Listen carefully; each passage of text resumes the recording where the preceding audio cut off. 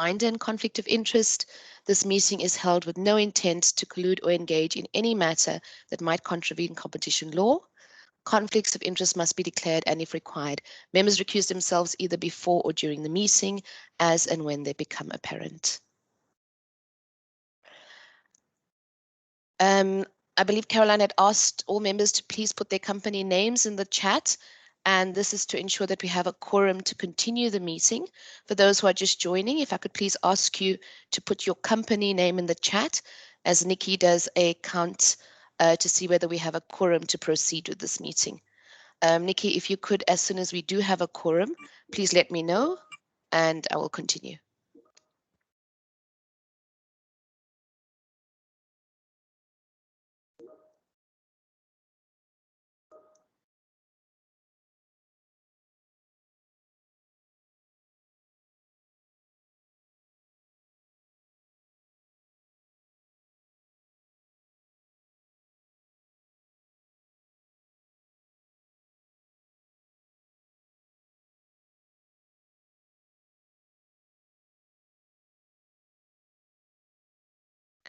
Thank you. For those who have just joined, we are just waiting for a quorum to be reached, and Nikki is doing a count in the background. If you could please put your company name in the chat if you've just joined and it's not duplicated.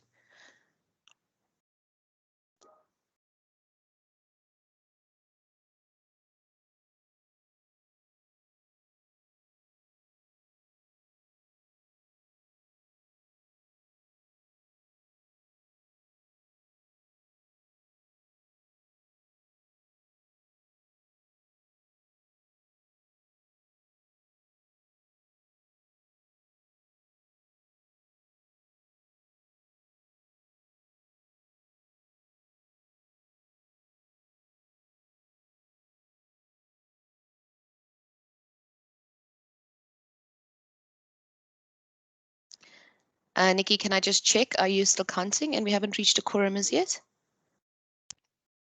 Avanti, I am just doing a quick last check. If you just give me 1 second. No problem.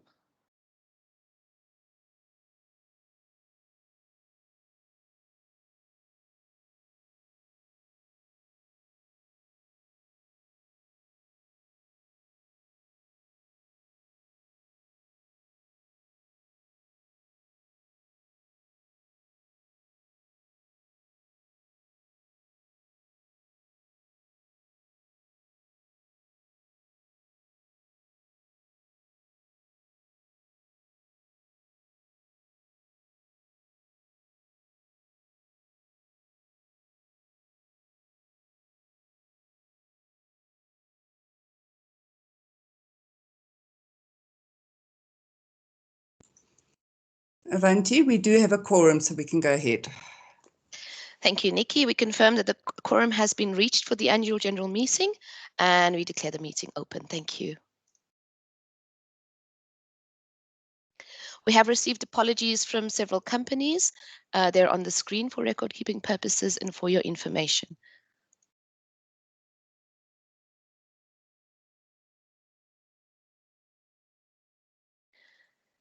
The agenda has been circulated as required. We have quite a full agenda this morning, and one I hope that is very informative for you. At this stage, please note that we do have a section for any other business. And if you have any other business that you would like to record, you can put this in the chat or wait for that particular time where we can discuss any further questions or business that members wish to have brought to the AGM.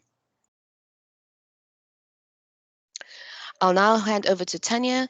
Tanya will take over the voting process with our scrutineers a little later on. Tanya, over to you.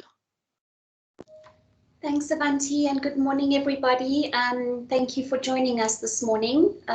This is a really important meeting, and I'm very happy to say that we have had a successful electronic voting process for our elected board members. This was only open to ordinary members to vote. It was opened on the 3rd of the 5th and closed on the 25th of the 5th. So we have no spoiled votes. We had 29 valid votes and 3 invalid votes of which one was not a member, but 2 were received after the deadline. And in terms of our constitution, those 2 invalid votes are allowed to submit their votes at this meeting. So they do know who they are. We've communicated with them, and if they could please do so by 10:30 and send your votes to or your ballot form to the 2 scrutineers that we appointed, who were independent scrutineers. What we will do then is we will count the votes during the course of the meeting, and at the end of the meeting, one of the scrutineers will announce the results of the ballot. Thanks, Avanti. Thank you, Tanya. Okay, we are very excited this morning to have with us Graham Codrington, and he'll be speaking to us, Don't Just Rebuild, Reimagine. Graham is going to present us with an informative and inspiring vision, not only of what the world will be, but more importantly, how we can prepare ourselves for anything and everything the future holds for us. Graham, we've got 2 minutes ahead of time. I hope you're ready. Thank you. And I will hand over to you. Thanks. Thank you very much. Yes, I am ready to go. If you can just stop sharing your screen and spotlight my screen, that would be great. I'm not sharing a presentation. I've got my slides behind me, so you might want to just organize your screens on your side so that you're able to see my screen. But I do need you to stop sharing the slides just so that people can do that. Perfect. So if my screen isn't spotlighted for you, you can just roll over my name and 3 little dots come up next to it. And if you click on those dots, you can select, depending on the version of Teams you're using, you can select pin or fit to frame, and that should allow you to see me and my slides. So good morning, everybody. It's lovely to be part of your AGM, and I've just been given a very short period of time to talk about this concept of don't just rebuild, reimagine. And we will have time for a few questions at the end of my presentation. So if any questions come to mind, or if there's anything you'd like to ask, maybe the best way to do that is to pop that into the chat box, and then I can pick that up as soon as I've finished my presentation, and we can look at your questions. Obviously, the title refers to the fact that we're in the middle of a global pandemic at the moment. We've been hugely disrupted over the last 14 or so months. And what I want to do is I want to show us that this disruption, the COVID disruption that we're currently in, is actually just a dress rehearsal. It's the warm-up act for the rest of the 2020s. I'm sorry that I'm not starting with the motivational part of the presentation, because that doesn't sound like good news, the fact that we are going to see more disruption coming. But I think it's important for us to think about what it actually feels like, what it actually looks like to do business if disruption is the new normal. I don't think COVID is the new normal. I don't think working from home is the new normal.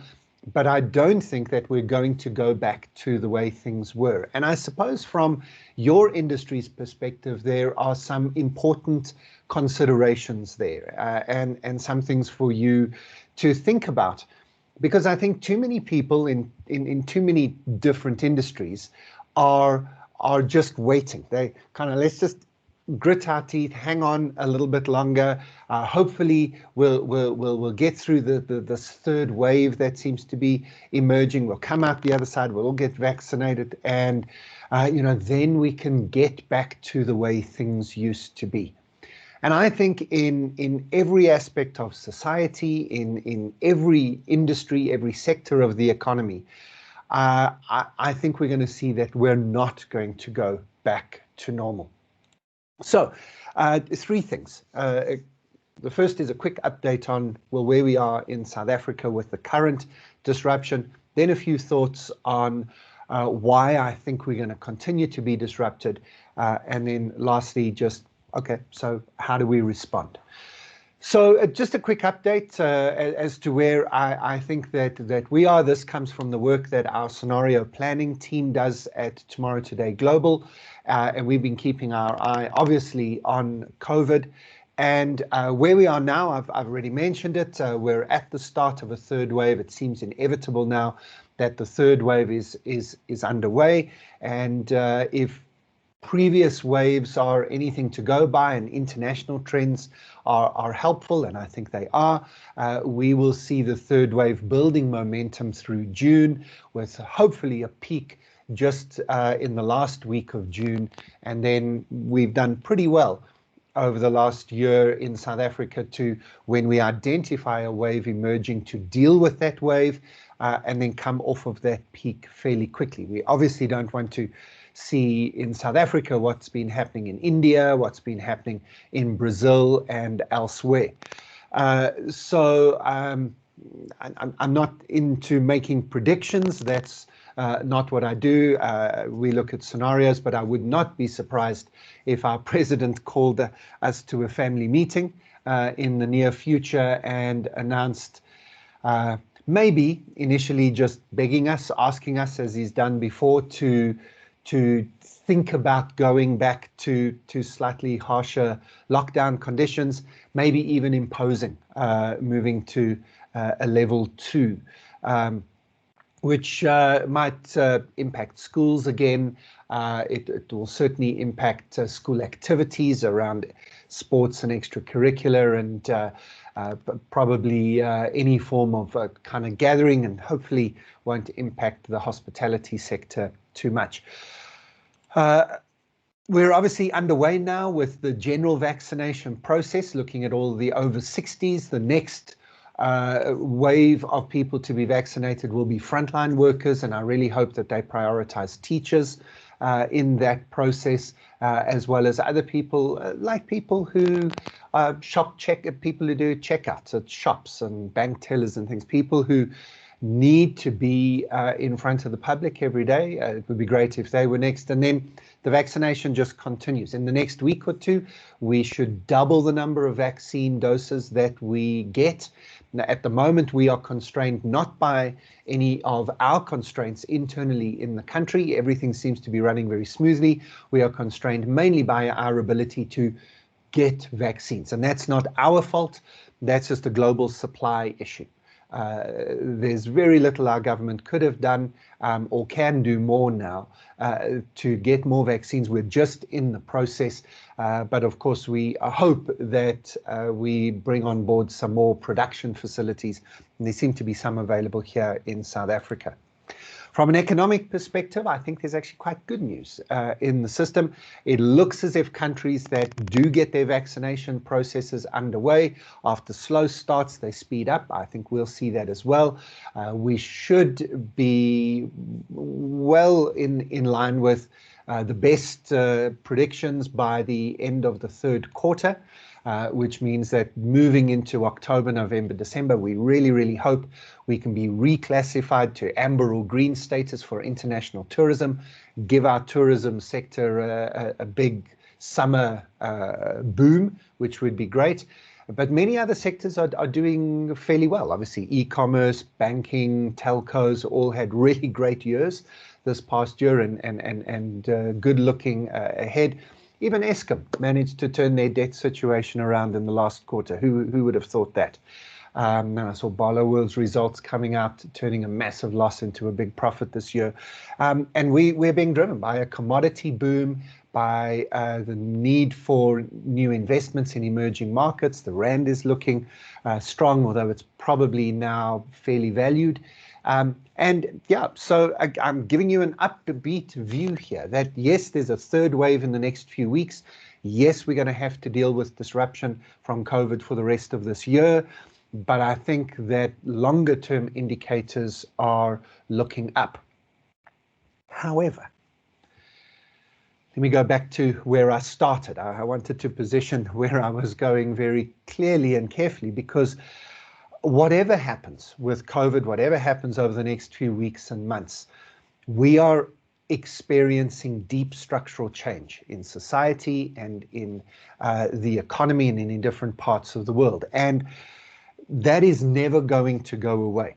We are not going to get, however long it takes and whatever happens, there might be curveballs thrown at us. There probably will be. COVID might last longer. If COVID mutates beyond what current vaccines can do, then all bets are off and we literally globally start again. And that's a frightening thought that could happen. At the moment, we're ahead of that.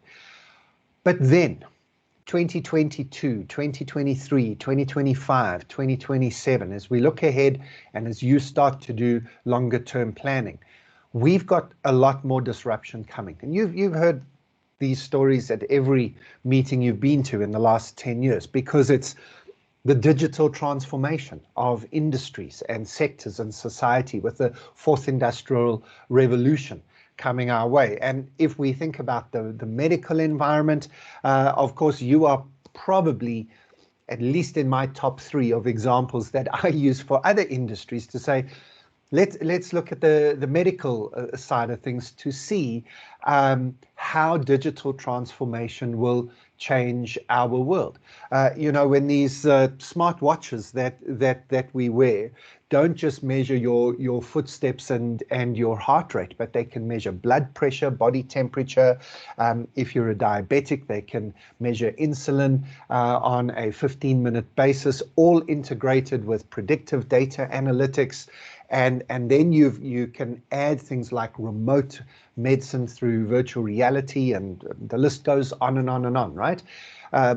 Your industry and medical devices in particular are absolutely prime candidate for digital transformation and the fourth industrial revolution disruptions.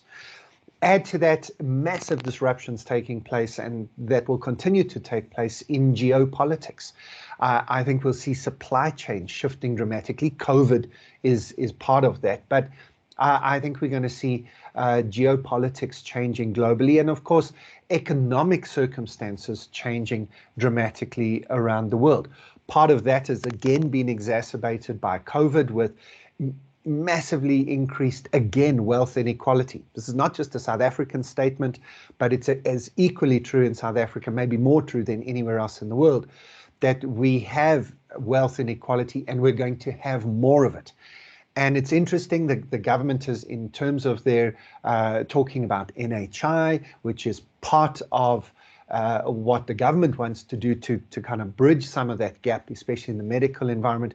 The government is not saying that COVID has put NHI back in terms of their thinking. In fact, they've been saying it's going to accelerate their thinking around that. So again, the point I'm trying to make is disruption upon disruption is what lies ahead of us in the rest of the 2020s.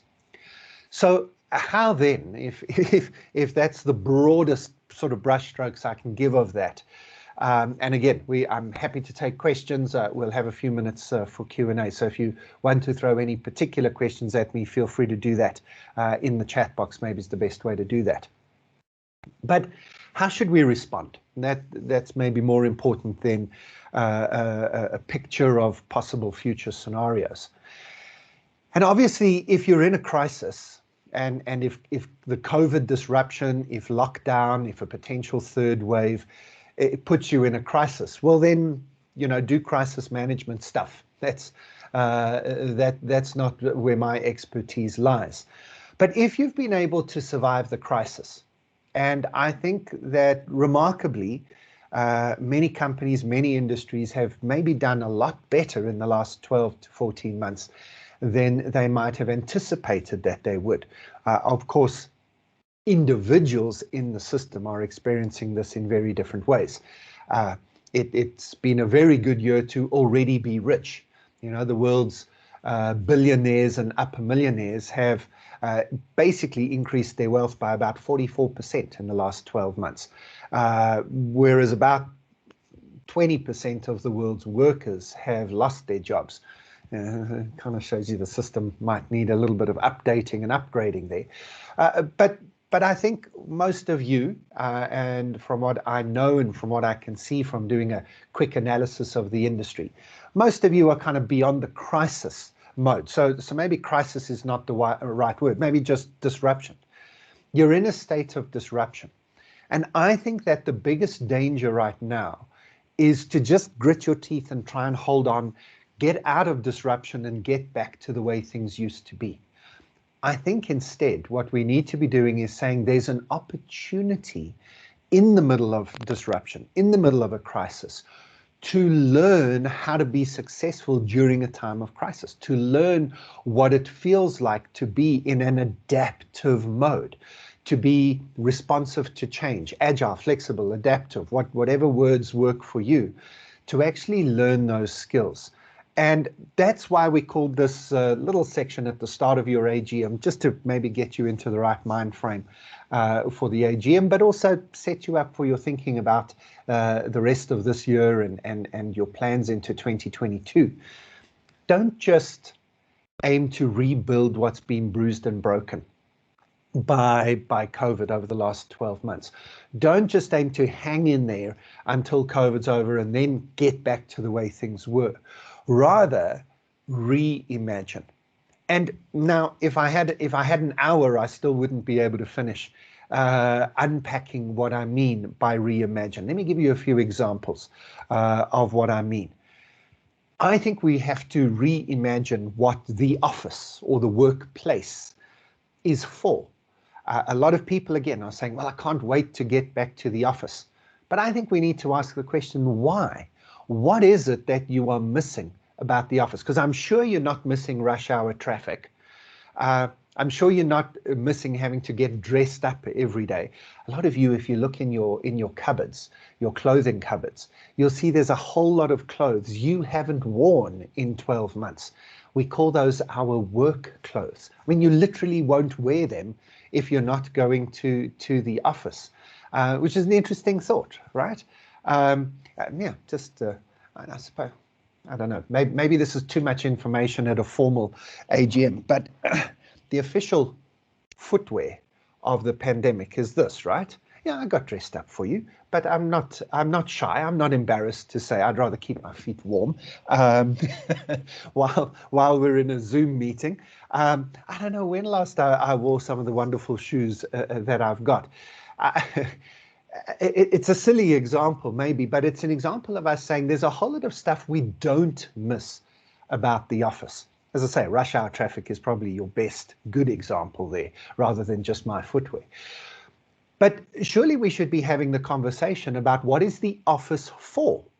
And some of you have got rentals coming up, and you've got renewals of leases and contracts. And do you really need all the space that you had? Do you need the space to be where it was? I think that this hybrid working world is our future. And I'm not saying we're all going to work from home forever. Working from home is not really working for a lot of people, but work from anywhere or being more flexible is certainly the future. Maybe here's a way to think of it. If we used to think of 9 to 5, and I'll resist singing Dolly Parton's famous song, but it's probably in your head already, sorry, working 9 to 5. We were never committed to those as actual numbers. It wasn't that you started at 9 and ended at 5, but it's this concept of working hours. I think that the future is going to be working 2-3-2. 2 days at the office, 3 days anywhere, 2 days weekend. Again, I'm not committed to those numbers. It might be 4, 1.5, 1.5, or 5, 1, 1, or whatever. But I think there's going to be a lot more flexibility in the system.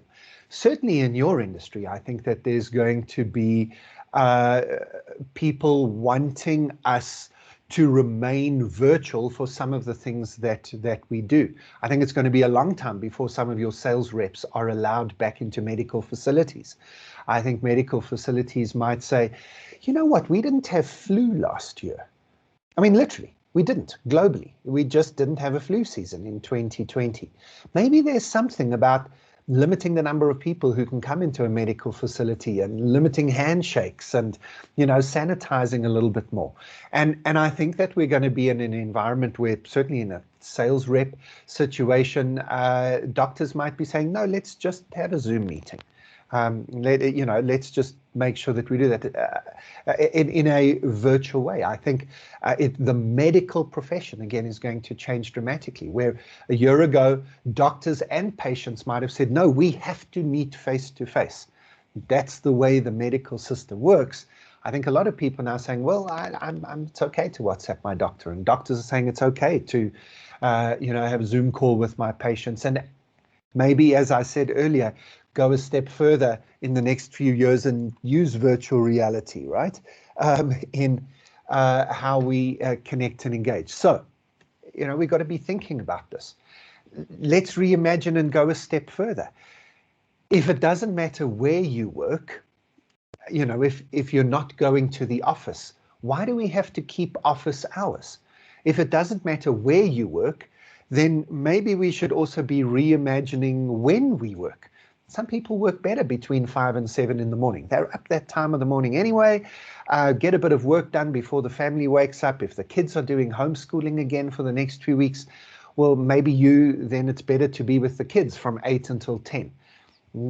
Give you some more time in the evening. Why can't we be more flexible with our timing? And if it doesn't matter where you work or when you work, well, then maybe we shouldn't be counting hours at all. Maybe we should be just looking at your outputs and saying, are you doing, are you giving us the outputs, the deliverables that we expect from you?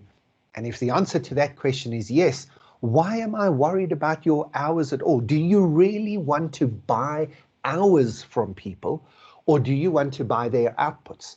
And if they can do their outputs in less time than somebody else can, well, why is that a problem? Why can't we organize our work around our lives rather than organizing our lives around our work? I'm not talking about work-life balance. I'm talking about life, and then making sure that my work fits around the life I need to lead. I'm talking about reimagining. I'm just giving you examples. Again, if we had an hour or two, we could have lots of conversation about all sorts of different ways I think we need to reimagine our world.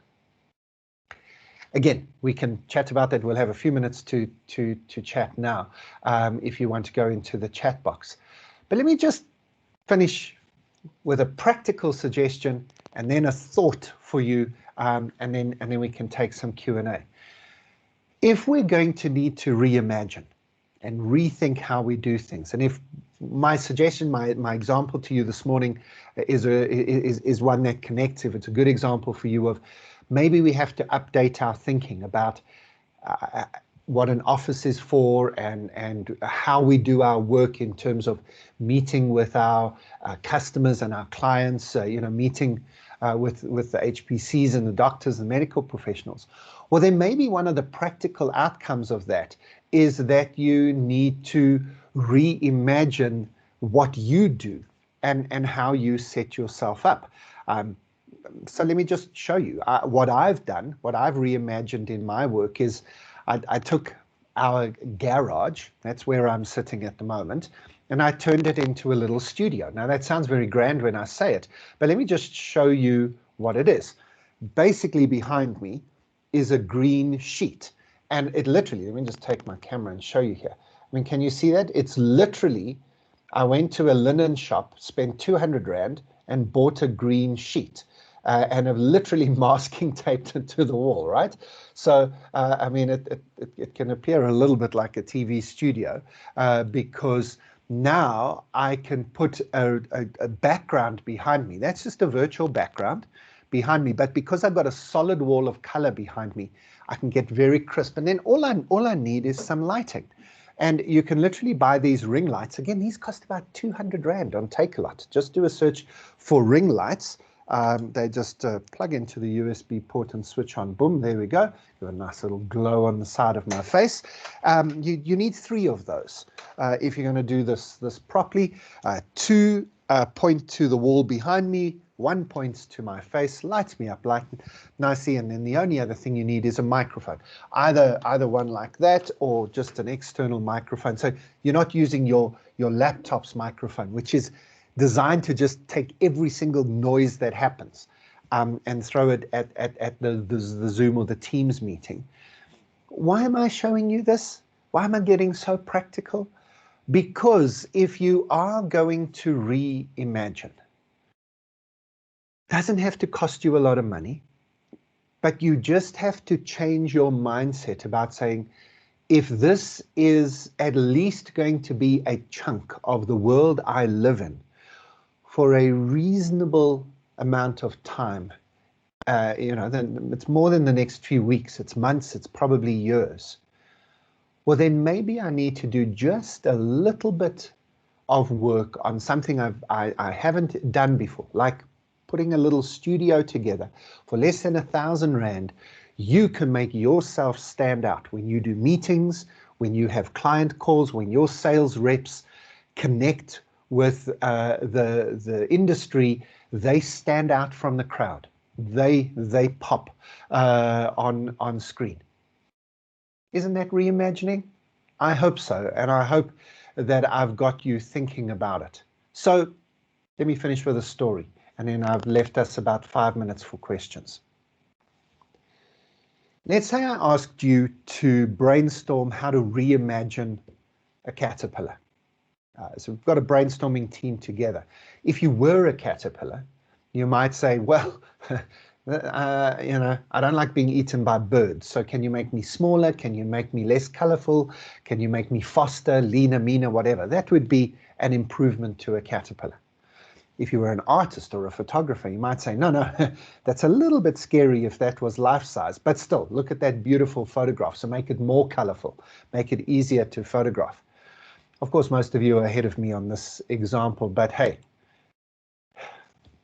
point of the story is that a better caterpillar is actually a butterfly. And the thing that will hurt you the most in the next few months is if you try and focus on building a better version of the business you had before COVID. If you try and build a better caterpillar. I think that if anything, COVID gives us the opportunity to have a dress rehearsal, a warm-up game for all of the disruptions that are coming our way. It gives us the opportunity to embrace an opportunity mindset and say, if this is what it feels like to be disrupted, well, then let's go with it. Let's become more adaptive, more responsive to change. Let's reimagine what our business might be and see if there's a butterfly available for us. I hope there wasn't a too cheesy way to end something that's meant to be a serious presentation.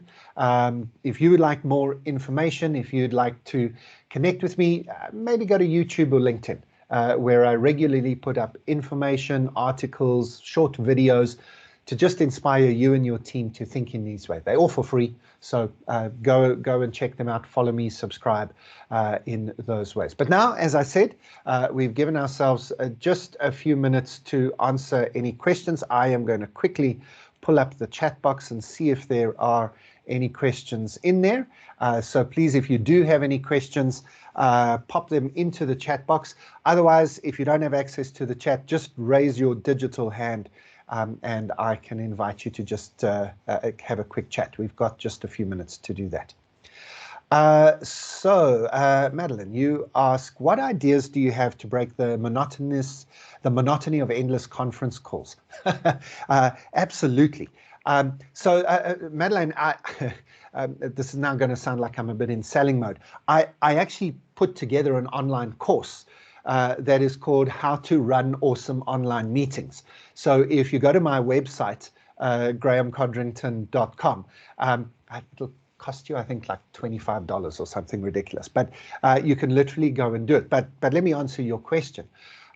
First of all, I think that if we do actually see other human beings' faces, if we have people on our screens rather than all of these just initials in little circles, that makes a huge difference. It is massively emotionally and psychologically taxing to just, not see other human beings. So in our team, we have a requirement. You have to have your videos on, and you go on full screen, and you've got to kind of, you don't have to maybe go to the ridiculous extent I've got of setting up a green screen studio, but at least get a light that's on your face. Don't have lights behind you.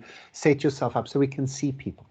Then do things that engage people. So, I mean, just a little simple thing, right? Our team just did this yesterday. It was very, very cool. We just asked people to do this. So put your arms like this. Now tell me, we're going to do a little bit of a check-in as a team. How are you feeling today?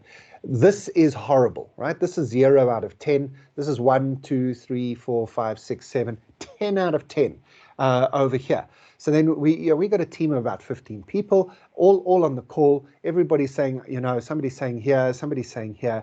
Then you can invite people to just, okay, Graham, you're a 7 out of 10. That sounds like good news. Give us a little bit of your story. Takes 5 minutes, but suddenly I'm seeing other people. We're having a little bit of fun, a little bit of a smile. Honestly, I think that makes all the difference in the world. Human connection is one of the things that we're missing. And the second idea I'll give you just very simply is have more meetings. Okay, there's a comma there, not a full stop. Have more meetings, shorter. So instead of having, an hour meeting, then another hour meeting, then another hour meeting, look at your meeting, say, are there 3 things we're planning to do in the meeting? Let's break it up into 3 15-minute meetings. Only invite the people who have to be in the meeting to come. And also don't schedule it for the full hour. Our meeting should be 55 minutes or 52 minutes in their scheduling. Half an hour meeting should be 26 or 23 minutes in their scheduling. Give yourself a gap between meetings.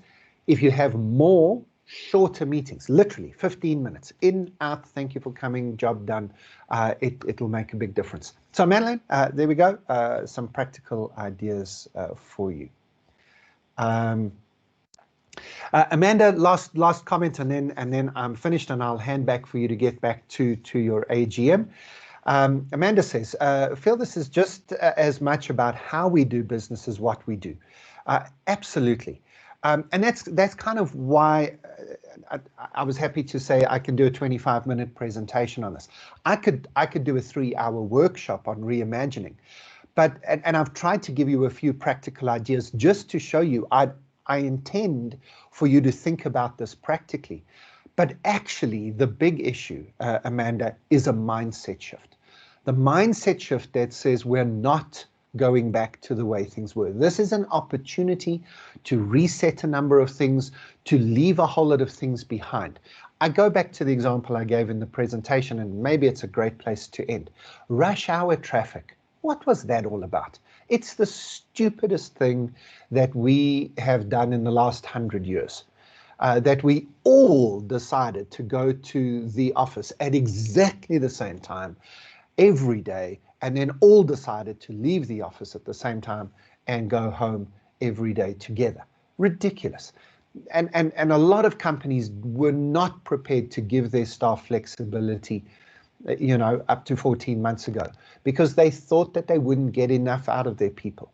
Now they've discovered actually it's the opposite. Actually, people give too much. In fact, we've got one of the things we have to reimagine is helping people to take a break. Because I think most people I think are working too hard, not being lazy. But we can reimagine. And again, there are a lot of practical things to be done, but it's more about this mindset shift of saying, let's have these conversations, have them as a team, have them as a business, have them as an industry. Let's have them as society to say, how would we like to work now? What would we like life to be like now? And not just reverting to the way that things were. Thank you very much. I'll hand back to the team to take you back into the meetings, but thank you for the opportunity to just share some thoughts about reimagining our future. Thank you. Thank you so much, Graham. Really appreciate that. Okay, so Caroline, if you could, thank you. All right, so the next item on the agenda for today is confirmation of the minutes of the previous SAMED AGM. If I could perhaps ask, the minutes were circulated with the notice to the members, and those minutes relate to the AGM that happened on the 29th of May, 2020. So if I could please have someone who was at the AGM last year to propose acceptance of those minutes and someone to second.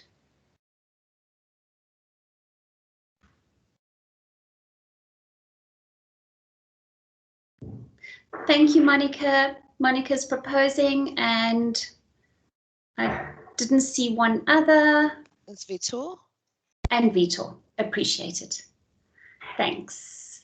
Okay, so Monica to propose and Vitor to second. Thanks, Caroline. If we could move on. Avanti, are you there? Great. I am, thanks very much. Okay, I believe, Tanya, you circulated the annual report link yesterday. And I hope that you have, thanks. Yeah. And that everyone takes the time to read it. I think the office has spent a great deal amount of time, and thanks to them, to put together the report.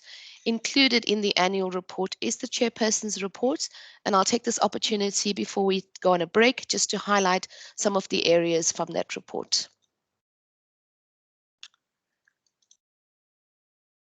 I'll start off with the initiative and data integrity. If you recall from the last AGM, we talked about the lack of information and complete or accurate information that we found within our sector. And this we found through many engagements with stakeholders, that we didn't have a clear picture of what our industry looked like at many levels. Quantitative, qualitative information that stakeholders were trying to get from the industry, especially in light of a response to the pandemic. We started the Data Integrity Initiative, and the objective here was to make sure that as an industry, we have the correct information, we have credible information, we have accurate information, and information that our stakeholders can use either to assist the sector or for the sector to assist these stakeholders. We put together several teams, and thank you very much to all members who have participated. And these teams were divided into different areas to look at how we can roll this out in a most efficient but also user-friendly manner that is not too taxing on members to fill in. The last thing we wanted was to run several surveys and the usual either Survey Monkey style or any other, or spreadsheets that had to be filled in that became too taxing. It needed to be sustainable, and it needed to be something that we can call credible. Of course, the other point about data integrity is exactly that. We need to make sure that it's protected and that all the legal frameworks are being adhered to. And this was the task of the committees from last year to now. We have gained some momentum in the project, perhaps not as fast as we were hoping, but there were several moving parts that needed to be put together. At the moment where we're at is that we have established that we can use the new SAMED website, and I hope that members are finding this very useful at the moment, that we will be using the website as a platform for collecting the information. We've also looked at how we report the information. Many countries use the industry report in a very nice packaged version to send out to stakeholders on an annual or biannual basis, and we look at a way of how we get this information out to stakeholders in the best possible way. So where are we now? We have reached out again to stakeholders and our members, member companies, etc., to find out, are we asking the correct questions and are we getting the correct information? We are close to finalizing the questionnaire, and I ask members to please keep a watch out over the next quarter when we roll out this initiative on how we actually manage to get this information from members. Again, just to remind everyone, we have taken absolute detail into the integrity of your information, the confidentiality of the information you give to us, and how that information is going to be used or who it will go to. And we're making sure that all those checks and balances are in place before we come to the membership. The second area I want to cover, and that's the vaccine rollout and how SAMED has been involved. So a couple of months ago, we were requested by the Department of Health, before the EVDS system was running actually, to give a list of names of those patient-facing representatives or associates within your member companies. It was a massive exercise for Tanya in the office, and finally we managed to get a spreadsheet through. Tanya, I can't remember the exact number of associates that were on the list, if you can remind me. Gosh, Avanti, I think it ran into the thousands. Yeah, I think it was just under 4, if I'm not mistaken. In any case, so thanks for all members. Thanks to all members who participated. We put this list together from all member companies, sent it off to the B4SA interface. Barry Charles, who works with the company that was handling the information for the National Department of Health, and it was sent to the National Department of Health. It was not only SAMED who did this. We had our various other sister associations, if I can call it. So I know IPASA had done the same, and other associations where they felt they had clinical facing employees within their companies. What happened from then is a little bit of a blur, but I'll try to give you some clarity because I know there were many questions coming from members. And our apologies, Tanya contacted the necessary people many times to get clarity on the situation. All these names were sent through the Department of Health. What was done was called a mass upload, and all this information was uploaded onto what we now know as the EVDS system. In reality, as you all know, some associates received SMSs, some didn't. Some received mixed messages through these SMSs that said, yes, you must, we've registered you, or here's your voucher, or here's an SMS for your site, etc. We have had a varied number of responses to those the data that we put into the Department of Health system. Again, it was not a SAMED specific problem. The EVDS has had many glitches, and one of them has come through as his SMSs not being consistent and not being aligned. Very soon after, we did send out the guidance. If you are unsure, please get onto EVDS yourself and register yourself again. If it was a duplication, you would have got a response saying, okay, it's duplicated. If not, you just add it to the system. So I understand members' frustrations. All of us have felt it, but it's not a SAMED only incident. The system is still, as you know today, not without its problems. In any case, I'm happy to say that many associates from member companies have been vaccinated and continue to be. We don't know the exact number of associates that have been vaccinated, but there are several who have through the system of us uploading. We then received an update, I would believe 3 weeks ago, from the platform that associates that were uploaded from SAMED and IPASA in particular we were named, SAMED and IPASA would be enrolled in phase 1B.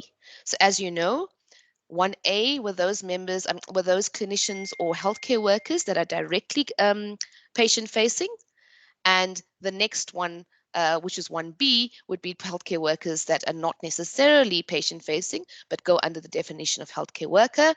Very briefly, the definition of healthcare worker was really bandied about for a very long time, and now you will see quite a broad definition with the National Department of Health. So currently where we're at, you may have noticed that the EVDS system is not accepting healthcare workers anymore. If you read the news and in the calls that I've been on, it's because we are getting a lot of breaches of the system, that people are registering as healthcare workers. They're answering yes, where they ask you for questions, are you a healthcare worker, etc. And people are actually answering yes. There's a lot of, I cannot give you the number, but I have a bi-weekly meeting with the Department of Health. The number of people who are incorrectly putting information to get through the system, to get a voucher and get a vaccination.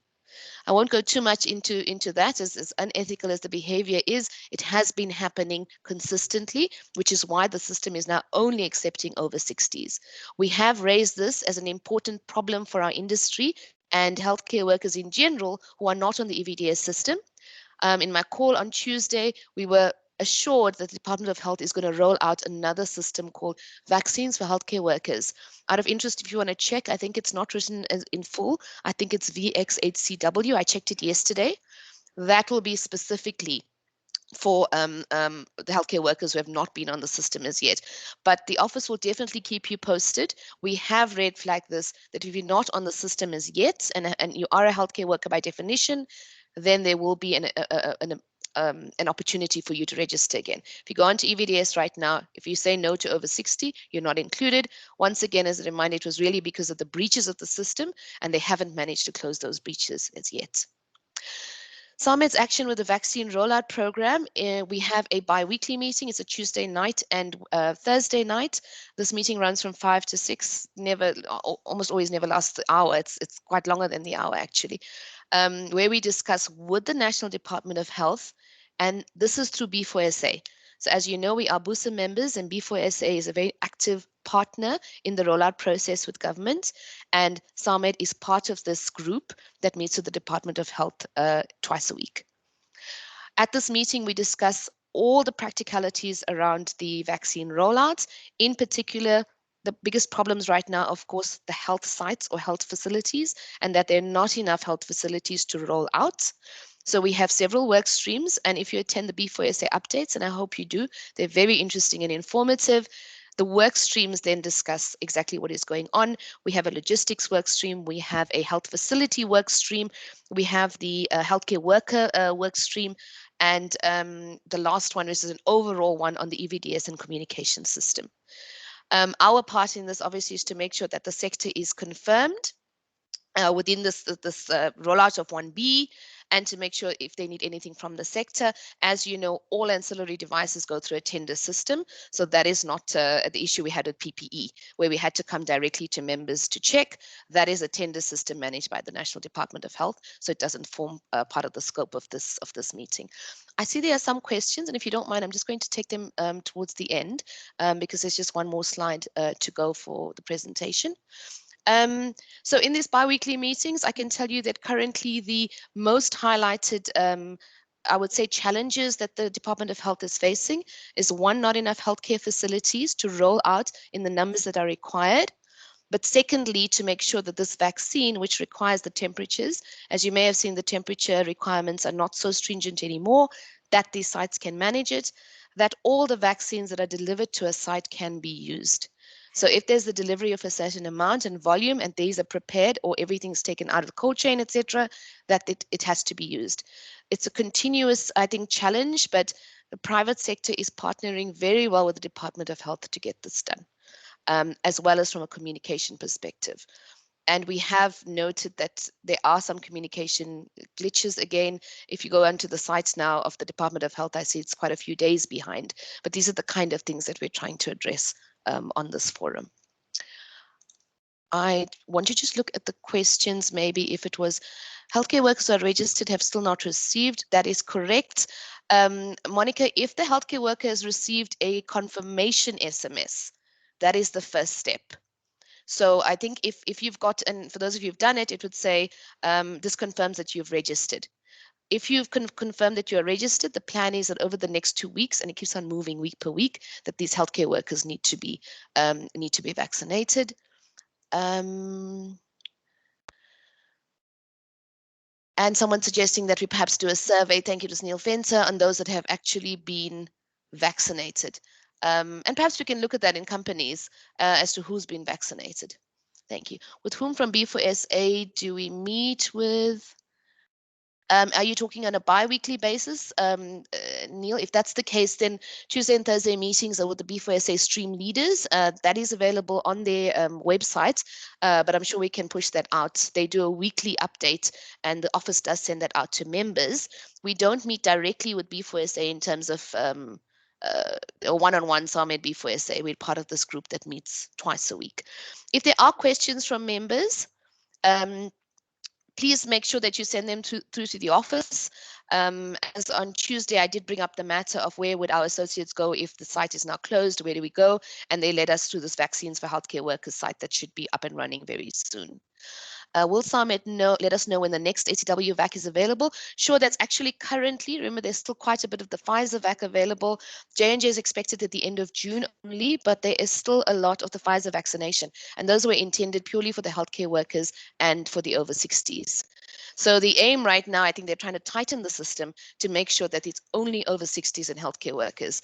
Part of that tightening meant they closed EVDS for healthcare workers because that's where the breach was, and they're trying to remedy that by actually having this new site called Vaccines for Healthcare Workers.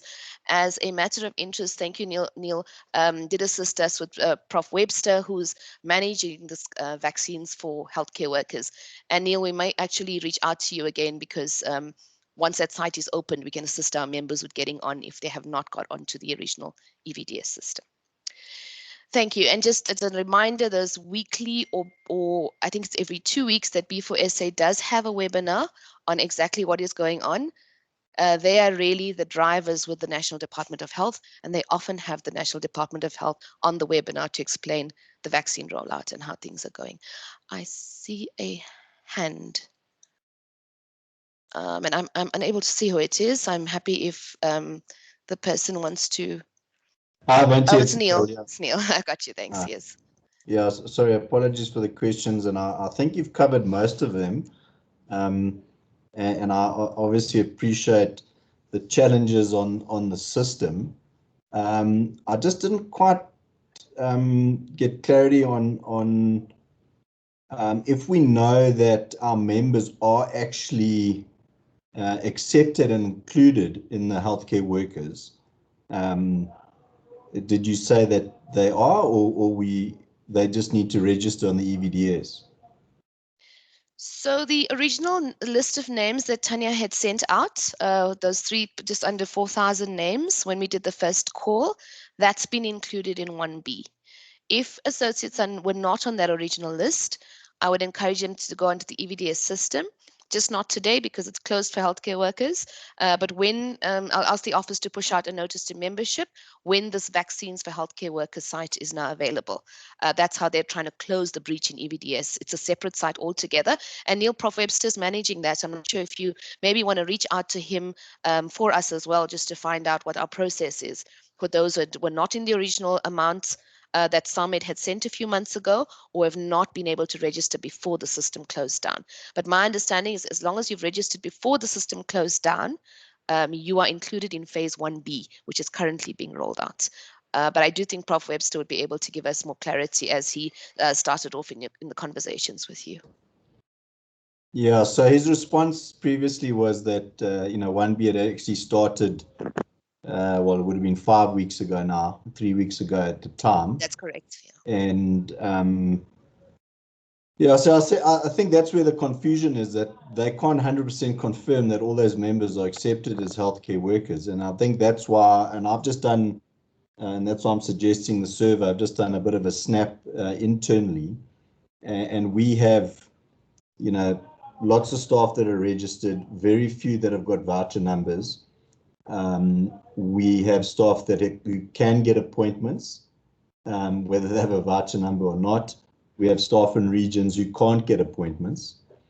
So it really, I appreciate the system might be a little bit of a lottery, but also if we're not 100% confirmed in those lists as 1B, that might be compounding the issue of the lottery, where some are getting vouchers, some are getting appointments, some aren't getting appointments.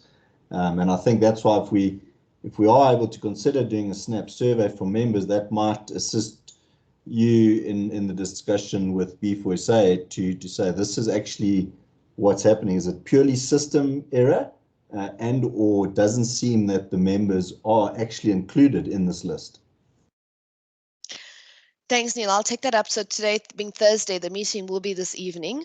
And again, once again, it's just not SAMED, it's everyone. So I think I'll bring it up again. What do they suggest we do in this case where there's such malalignment of information, or misalignment actually? So will our full list be considered? So if your name was in the original list, yes, we're in 1B. Why is there such inconsistency, and what is the recommendation? My knee-jerk on that probably is that it's going to be Prof. Webster's channel. And he says that, okay, let's just go through that one because it's just for healthcare workers, and we do a bulk upload again of all the names. And that may be the best. Is he on those meetings? Yes, yes. Okay, so I apologize. I wasn't aware of those meetings. So, okay, good. That sounds great. Thank you. Okay, thanks, Neil. Okay, and just before we take a break, the final and probably one of the most important things for us to look forward to is national health insurance and how SAMED's activities here have been going. The NHI committee within SAMED will be giving us a presentation just now. From my side, I just want to talk about our interaction with the National Department of Health on this. Again, it's a B4SA platform that was established, or a BOOSA platform, sorry, not a B4SA, a BOOSA platform that was established 2 years ago, where there's a six-a-side with the National Department of Health. Those meetings have been reinstated. We've had 2 so far, and we have a NEDLAC forum, which means there's labor, there's government and civil society and business. We all sit together in a meeting for a couple of hours at a time. Our next one is at 8 o'clock on Saturday, moving through to 4 p.m. on Saturday. And we basically go clause by clause into the current national insurance bill as it is. Each constituency, business, labor, government, civil society, then makes a submission on that particular statement or clause that they are not happy with. There's some discussion. Sometimes there's consensus, sometimes there is not. From SAMED's perspective, BOOSA does have visibility on our submission that we made, and within BOOSA, there's of course several sectors that are represented there at NEDLAC, and happy to say that SAMED forms one of the 6-a-side at this NEDLAC meeting. As I said, we go through clause by clause where these main issues are brought up. And for those of you who remember, Section 33 being probably one of the issues of contention and remains an issue of contention within the bill. But this opportunity at NEDLAC gives us a chance to discuss these clauses and the details, but also for the individual constituencies to put forward their reasons as to why they want a change or an amendment to the clause. Simultaneously, and I'll leave this to Marlon later on, we have had the portfolio committee hearings have been open for the national health insurance discussions and presentations, and I will leave that for later. So in summary, SAMED is involved with the 6-a-side. We meet with the National Department of Health regularly over the past few weeks, where we try to reach consensus on a NEDLAC forum on those issues on the bill. If there is no consensus, then the individual constituency is recorded as such, and our recommendations are put forward to the National Department of Health. This meeting is well attended, including Nicholas Crisp, etc. So we do have the key stakeholders at this meeting to take the meeting forward. These meetings are very well minuted. I will make the next one coming up on Saturday. We just had one last week. We'll make these minutes available to members if you specifically want to look at the discussions around certain clauses that may be of interest to the sector. I will take the time to close here. I don't see any further questions. I will hold to see if there are any hands for a few seconds. No, thank you very much. We now have time for a short break, and that we will come back at 10:10 for our standing committee feedback. Thank you, everyone. We'll see you back here in 7 minutes.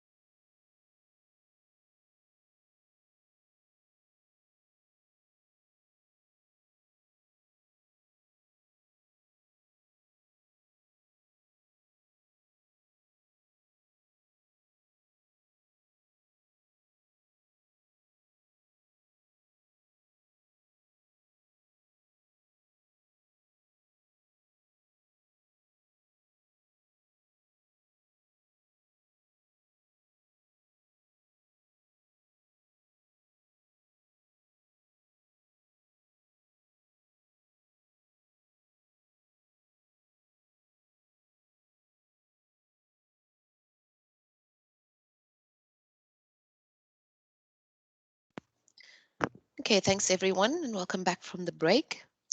We're moving on to the next agenda item, which is the Standing Committee feedback. As you know, SAMED has several committees to action the work of the association in line with our strategy. I'd also like to thank members for your participation on a volunteer basis.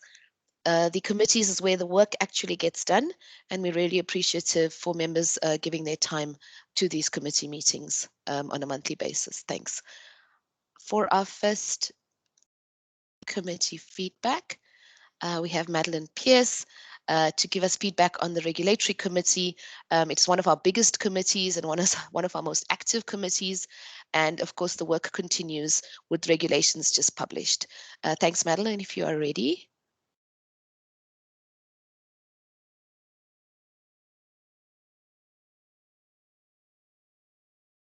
Caroline, can I confirm that you can hear me? Avanti, I can hear you. I'm just checking if Madeline perhaps dropped off the call. I'm here. Sorry, I had my sound was on mute. Sorry. Thanks, Madeline. Over to you. Thank you very much. So for the general people joining the AGM, you know, we have a very vibrant regulatory committee. It's got a large membership. And we meet on a regular basis because there is always something that needs to be looked at in terms of our strategy. So to align with SAMED's strategy in terms of advancing you know, the requirements and needs of our industry, we particularly focus on those two clauses on the slide that are in bold. SAMED will work to enhance efficiencies and to improve implementation of regulations and enable the ease of doing business. So it's really all about, it's not that we don't believe in regulation, we do. But the point is that regulation has got to be appropriate. It's got to be couched in a framework which, I don't know what has happened to the screen, folks. Caroline? All I can see is Faith. No problem. Just give me 2 seconds. I'm getting us back to where we were. Right. I don't know what happened there.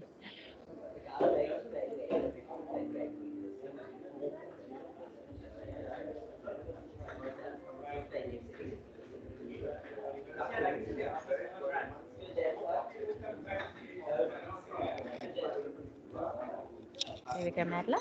Thank you very much.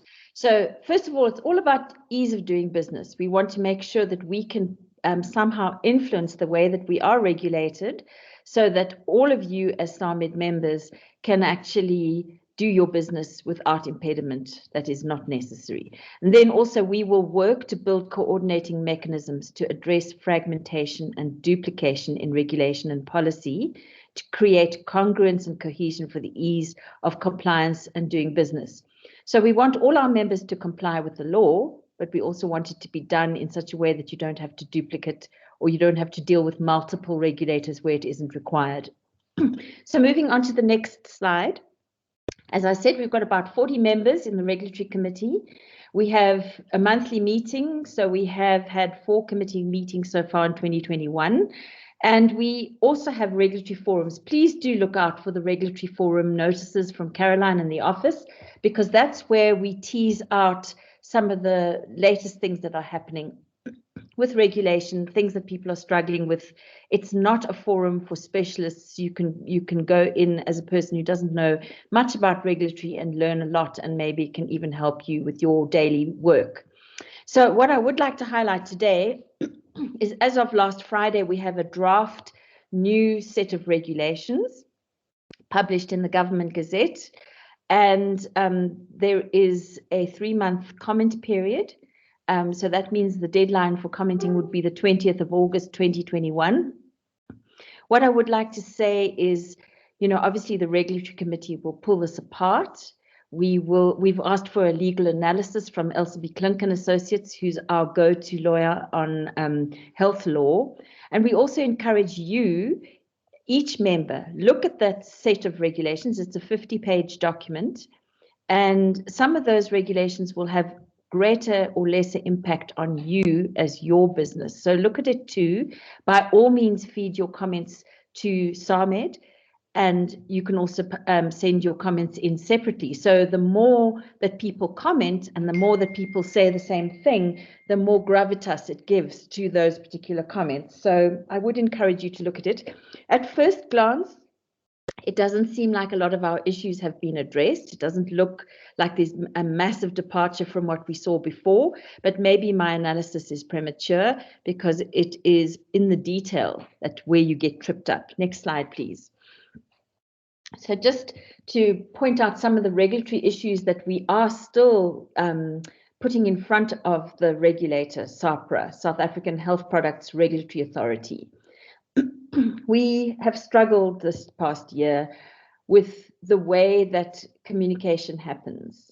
So sometimes things are put out in the public domain as final, but industry really hasn't had a chance to comment, or worse, they have commented and they haven't actually taken on board our comments, which is very disheartening. You know, there's this ongoing fight about timelines for responses for applications, amendments, and queries, and the SAMED office often deals with that quite a bit. You know, sometimes people find that the points of contact at the regulator change and they have to start from square one. So that's been a complaint. Interruptions at Port Health, of course, interfere with our supply chains. Corrections to the classification of guidelines for implants has still not been handled. The clarification on the quality management system that is required to be certified before we all do our renewals in 2022. So that's still on the table. The role of conformity assessment bodies in South Africa. And then, of course, in the world of in vitro diagnostic tests, this really tricky post-importation testing and validation that's been required specifically under pandemic conditions. And we still dispute the requirement for a wholesaler license. We don't believe it's needed. And then we want to look at the restriction on advertising for high-risk medical devices and whether that's regulated appropriately. Next slide. So we work under a group called the Medical Device Working Group under the Industry Task Group now. This was the old Medical Device Forum. You can see the members that are part of that medical device forum, which have now been morphed into this working group. It doesn't mean that all those associations are actually part of the ITG, but it does mean that they get to give their opinion to us and we feed it through to the ITG. So we will be looking to expand membership to some of the professional consultants as well, but so far that hasn't been accepted by the ITG group, which is generally dominated by pharmaceutical trade associations, but we will be working on that. But you can see MDMSA, SAMED, and SALDA are there. And then I just wanted to point out, since I don't have that much time today, your go-to person is now, instead of Andrea Jules Sinketa for medical devices at SAHPRA, the senior manager is now Dimakatso Teresa Matibe, she's just been appointed in April. What I will say about Dr. Matibe is that she is from industry and certainly understands industry's particular pain points and ways of working. So we really look forward to constructive conversation with her going into 2021, 2022, and maybe with the new regulations that have come out, she might be a voice on our behalf at SAHPRA to actually change things and make a difference for us all. So that's what we're looking forward to in the coming months. And yeah, by all means, do send your queries through to the office. And we do have a frequently asked questions and documentation to support you. We're here to help.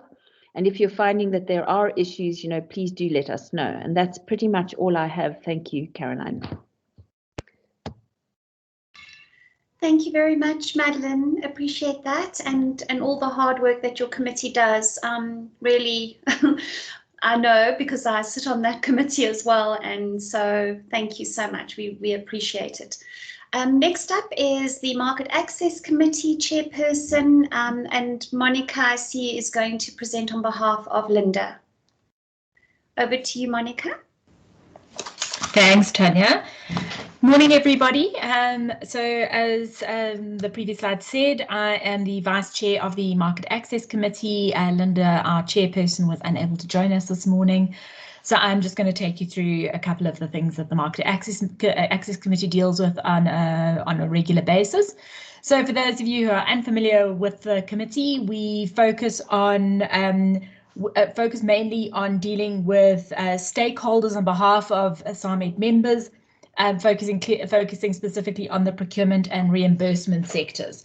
So any challenges that you tend to find with the private sector or with the government sector in terms of procurement and reimbursement, those queries usually come to us, and we try our best to try and address them and keep things operating as smoothly as is possible within our sector.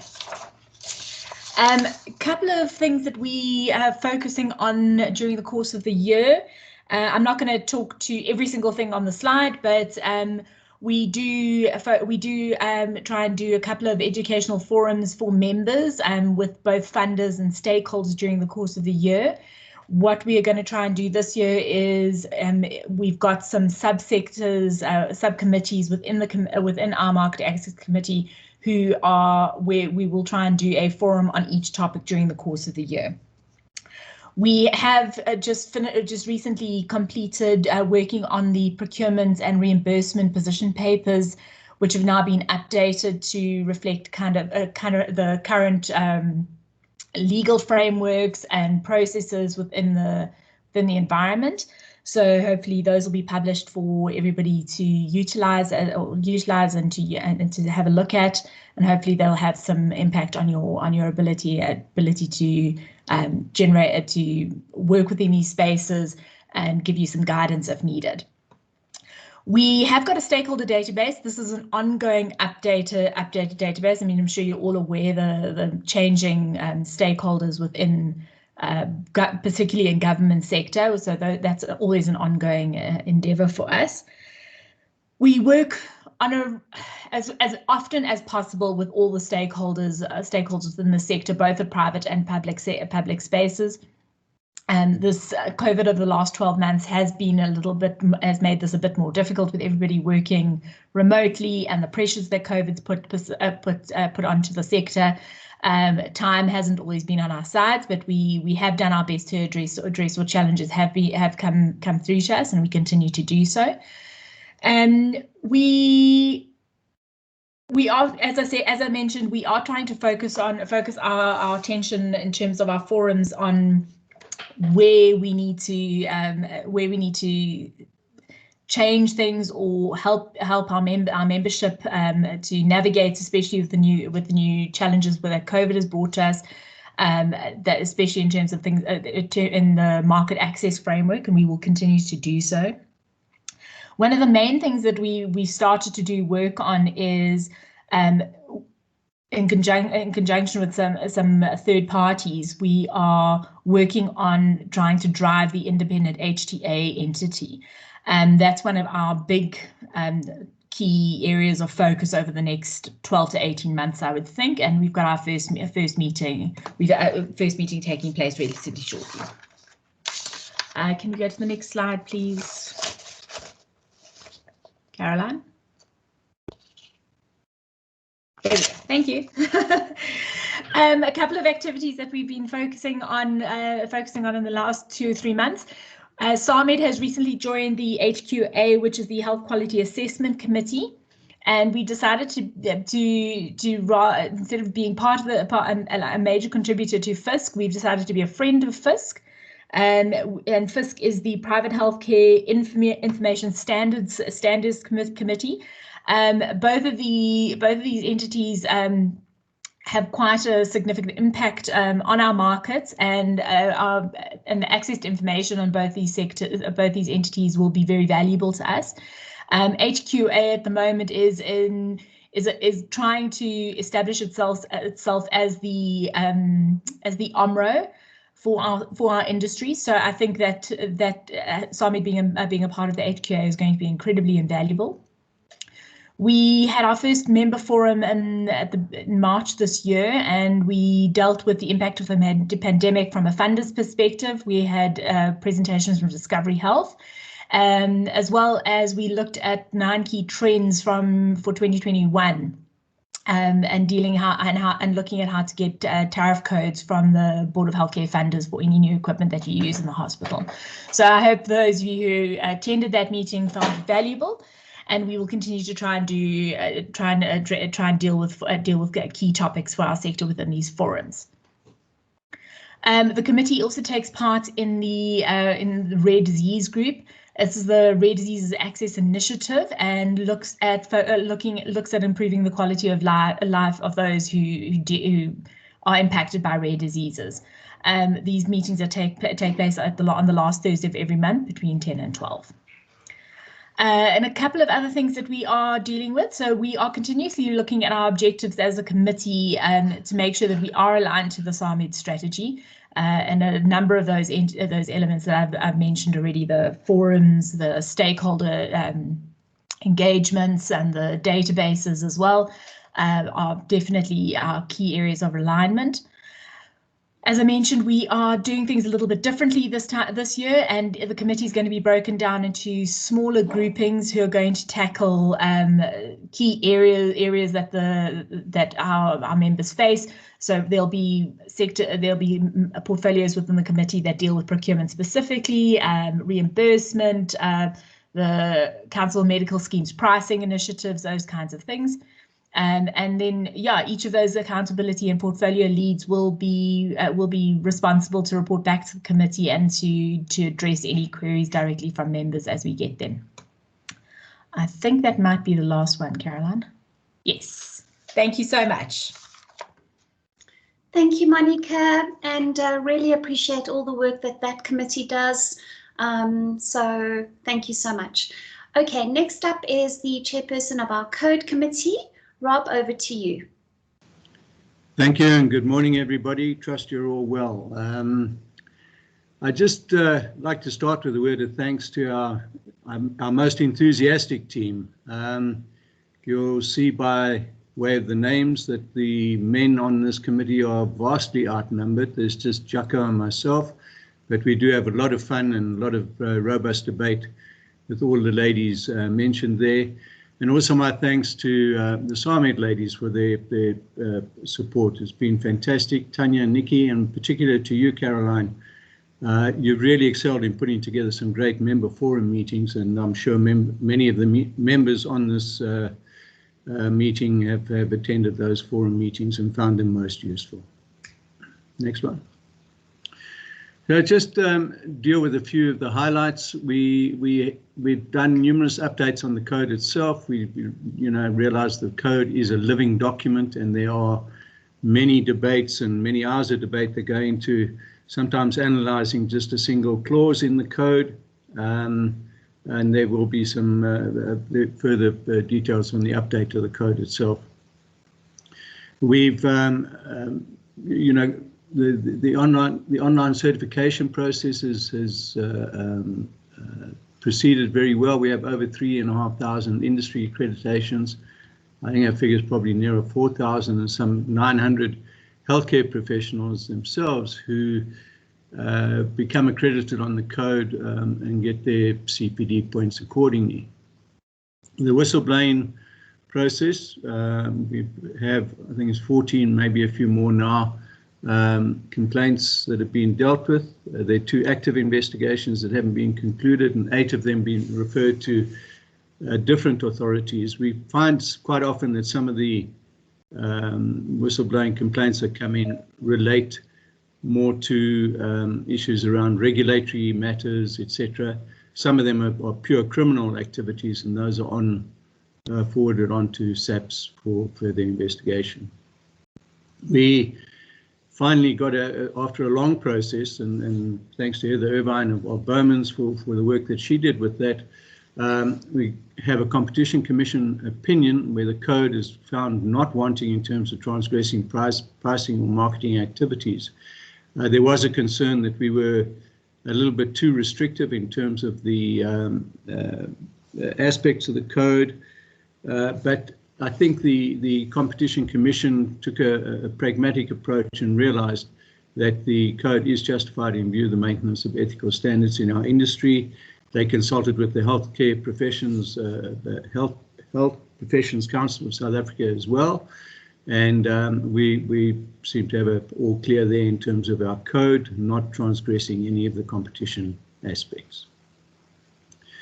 An ongoing process is obviously trying to get recognition of the code in terms of the Act.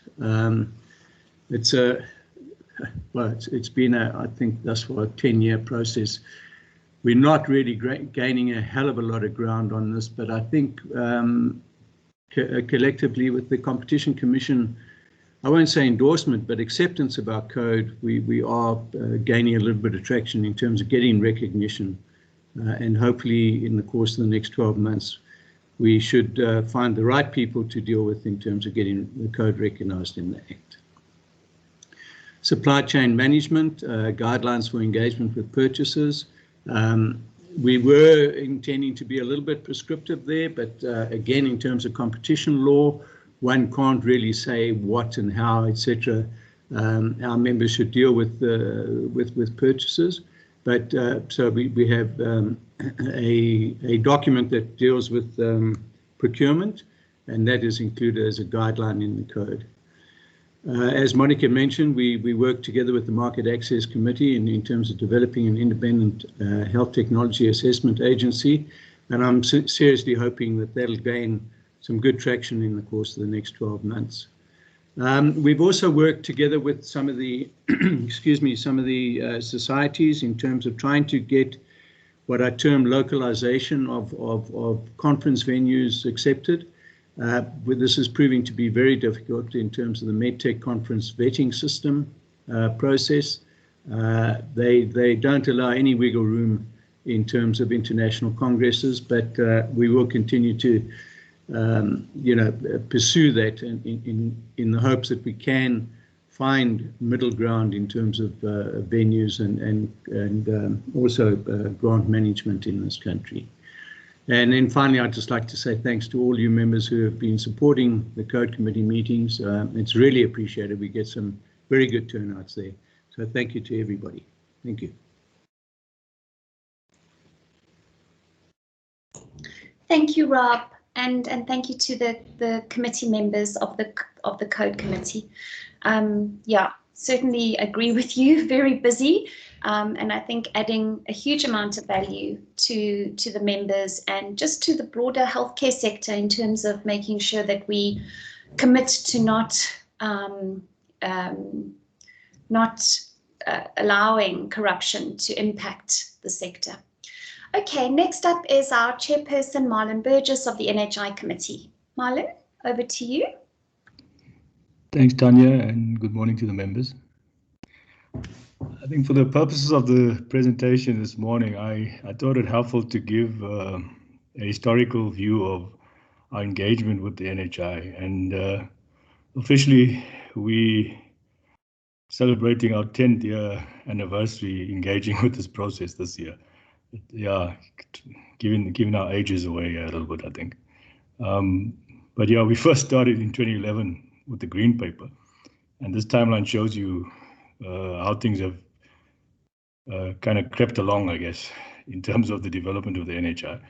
And I think what you see here is that SAMED has been very actively engaged with the process, keeping a watching brief of all the developments, and especially since this is such a cross-cutting type of project.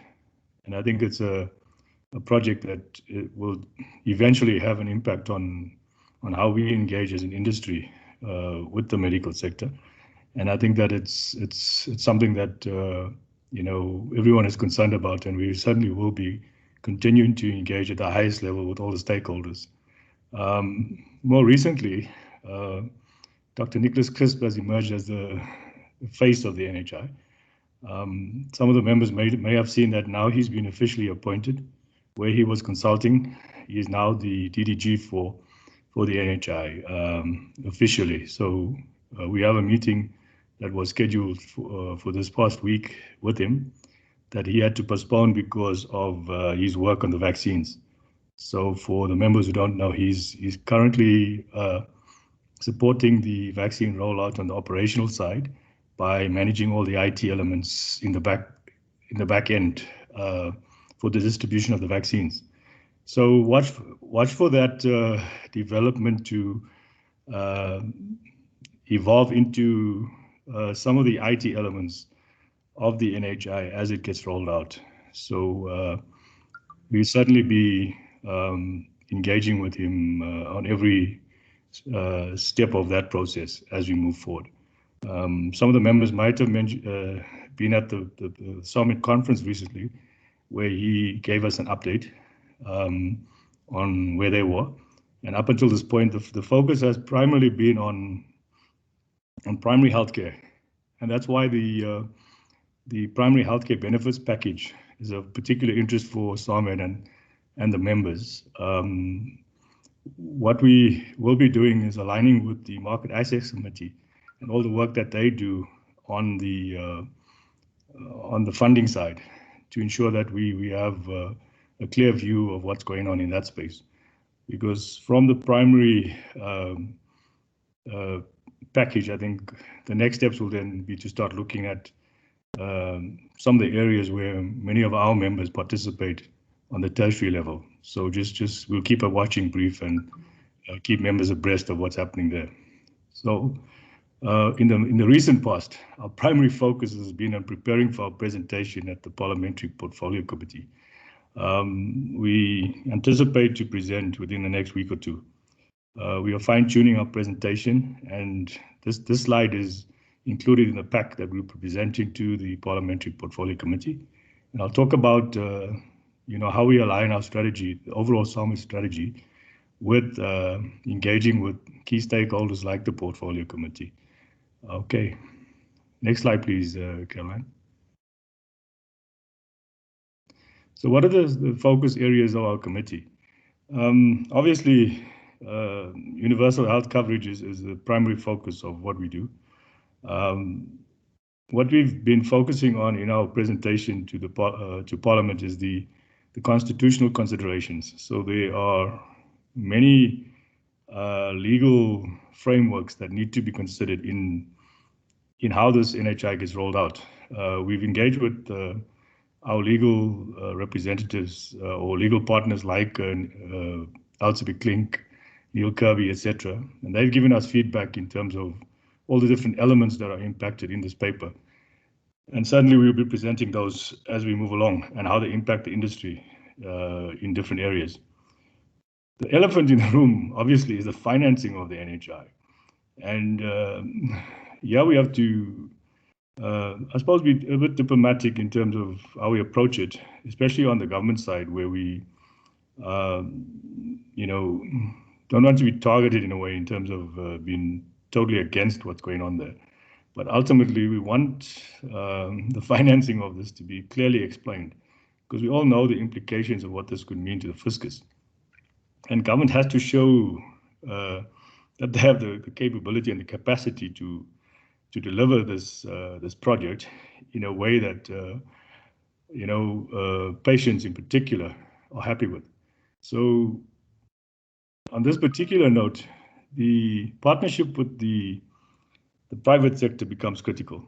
In our presentation, what we allude to on almost every slide is the fact that government cannot deliver an NHI without the private sector. And that partnership needs to be front and center of every step of the progress of the NHI. And we'll certainly be doing our bit to make sure it happens in that way. And then I suppose linked to that is the whole issue of procurement and anti-corruption elements that go with that. And that's why NHI being so cross-cutting, we as the committee need to engage with our partners internally, being the code committee in this particular instance, and also the market access committee, in terms of all the procurement elements that go along with that. And obviously the key there is to ensure that we get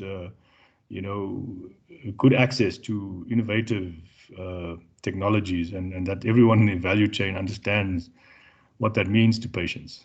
And so the communication component of our activities becomes important. And it's excellent that SAMED now has a dedicated communications team to support with that process. And we certainly we're working very closely with the comms team in terms of how we move forward with this. The other critical area is obviously the reimbursement, including HTAs, and that's why the development around the HTAs is important for this committee as well. We'll certainly be partnering with the Market Access and Code Committee on that development as well.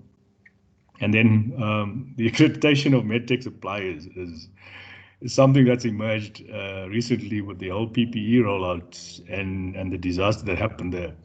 So what's good is that we can use these as practical examples of how not to roll out the NHI, and we'll certainly be presenting that when we have the opportunity to do so. The role of the medical schemes obviously is critical.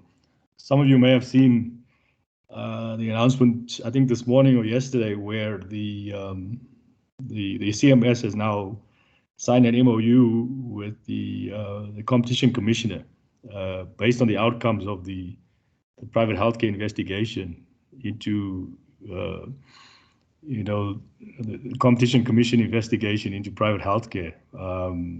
So that MOU will make for interesting reading, and being out of the press, I think it's something we should look at, not only as a board, but as an industry. And then the governance structures is a key focus area, and we'll certainly be keeping a watching brief on that as we move forward. The legal framework, I think, was covered in the constitutional considerations. And then not only detailed comment, but detailed engagement with all of the key stakeholders that will impact on that. All right, so in order to kind of divvy up the work that we need to do, because it's such a cross-cutting area, we've split into 3 subgroups to align with the SAMED overall strategy as well. The first group looked at the documents, the review of all the previous comments that I showed in the first slide. And then I mentioned the alignment, not only with market access, with the code committee on the governance side, and all of the different areas that SAMED works on, regulatory may come in there as well, to ensure that we present a holistic view of what the industry position is on NHI. And the partnerships I mentioned in terms of, on a high level, the partnership between the public and the private sector in terms of rolling this out. Government will never be able to roll this out alone. And also the private sector delivers such excellent healthcare. That should be the benchmark that the government should be working towards for the rest of the public sector to aim at in order to deliver this in a meaningful way. And then obviously the impact, the outcomes. We do a lot of research and engagement on outcomes. And I think that's important that we keep doing that as we move forward with this thing. All right, so we keep a watching brief on the bill.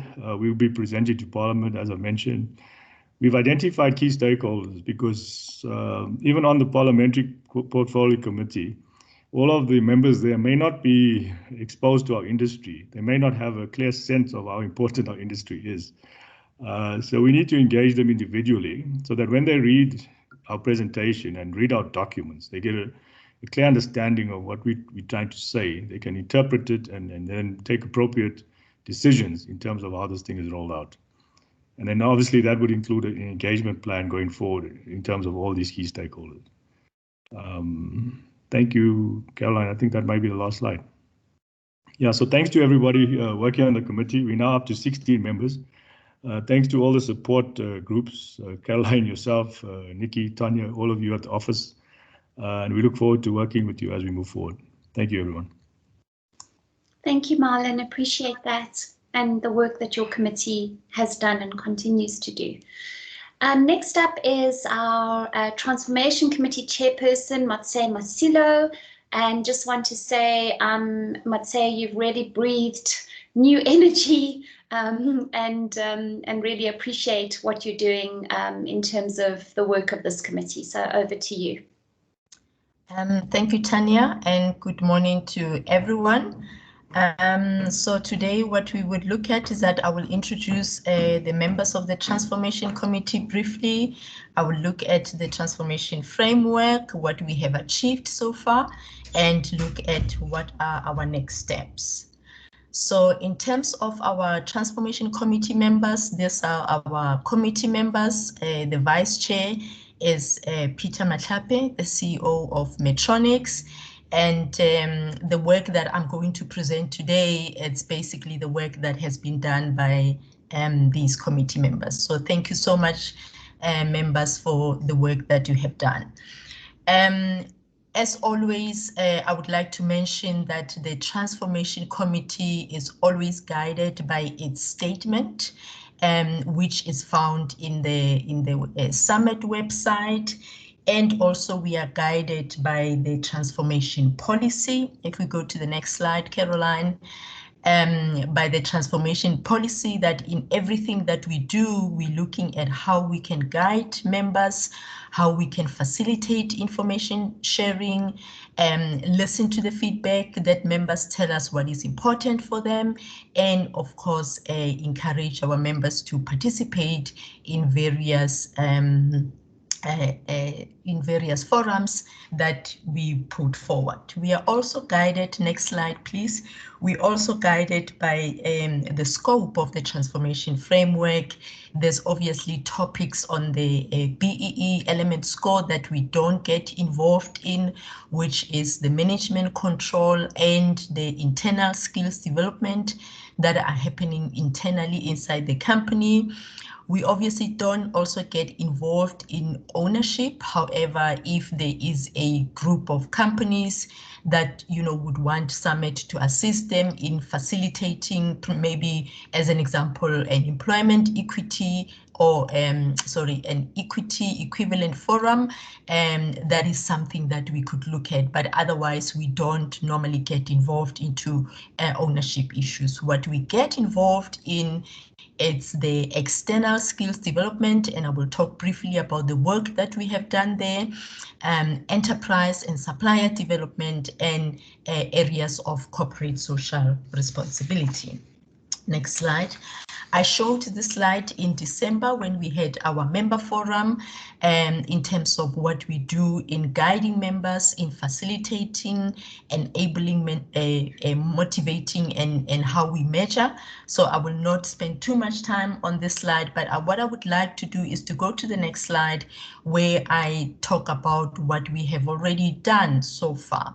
So as I have shown, we have already, we have the transformation statement, the policy, and we have implemented the framework or the strategy of the transformation committee. We have also have a transformation framework communication plan, so we know exactly what are we communicating and where do we communicate. We also have done information sharing and knowledge sharing. This is one thing that we're really proud of. Unfortunately, it was not well attended, but what we did early this month is that we had a presentation from the CEO of Nestle and of Adcon and Metronics, where they were telling us really about the journey of their companies in terms of BEE, what they have done so far, where the hurdles are, and what lessons can we learn from that. And I think if you are able to listen to that recording, it was very informative of, for example, how Nestle, they don't have ownership, but they're still, they managed to be a level 3 organization. Metronics is currently level 5, and Entron is it's a level 1 company. So these are the discussions that we will bring to members, so as you can take your own lessons and implement things that are available to you as a company. And on the next slide, what we have also done is that we have also have a position paper on the industry learnerships. What we are looking at a possibility of coming up with either an industry learnership or an apprenticeship where we could assist the industry in terms of capacity building. We know that, you know, every member of the industry is always looking for people. We have a lot of graduates that are not working, and we are looking at how we can bridge the gap. We are also doing that in relation to the bursaries, the programs, what bursaries are available in the industry, and what bursaries can you support as part of your skills development budget. So we will be talking a lot about that in our next forum. We have engaged regulators, as most of you are aware. There is the Employment Equity Amendment Bill that is currently being discussed. We have presented at the Parliament portfolio, myself and Tanya, and to highlight what could be the problems if the equity bill is implemented in its current form. So that is something that we are really looking for. And I have already spoken about the success stories and the lessons learned that we are looking at. And the strategic framework is currently being implemented. It was adopted last year, and we are busy implementing it. Next slide, Caroline.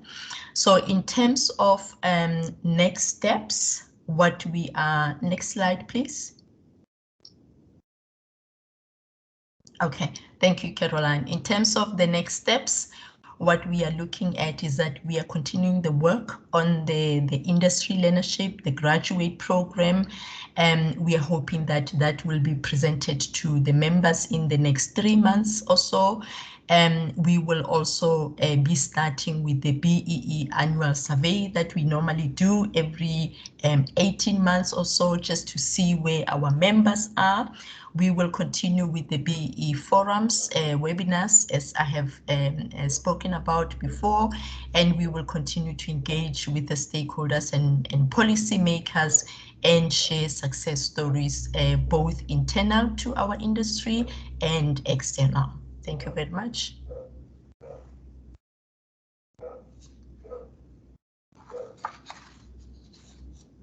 Thank you, Matse. I appreciate that. Over to our treasurer, Rainer Gabler.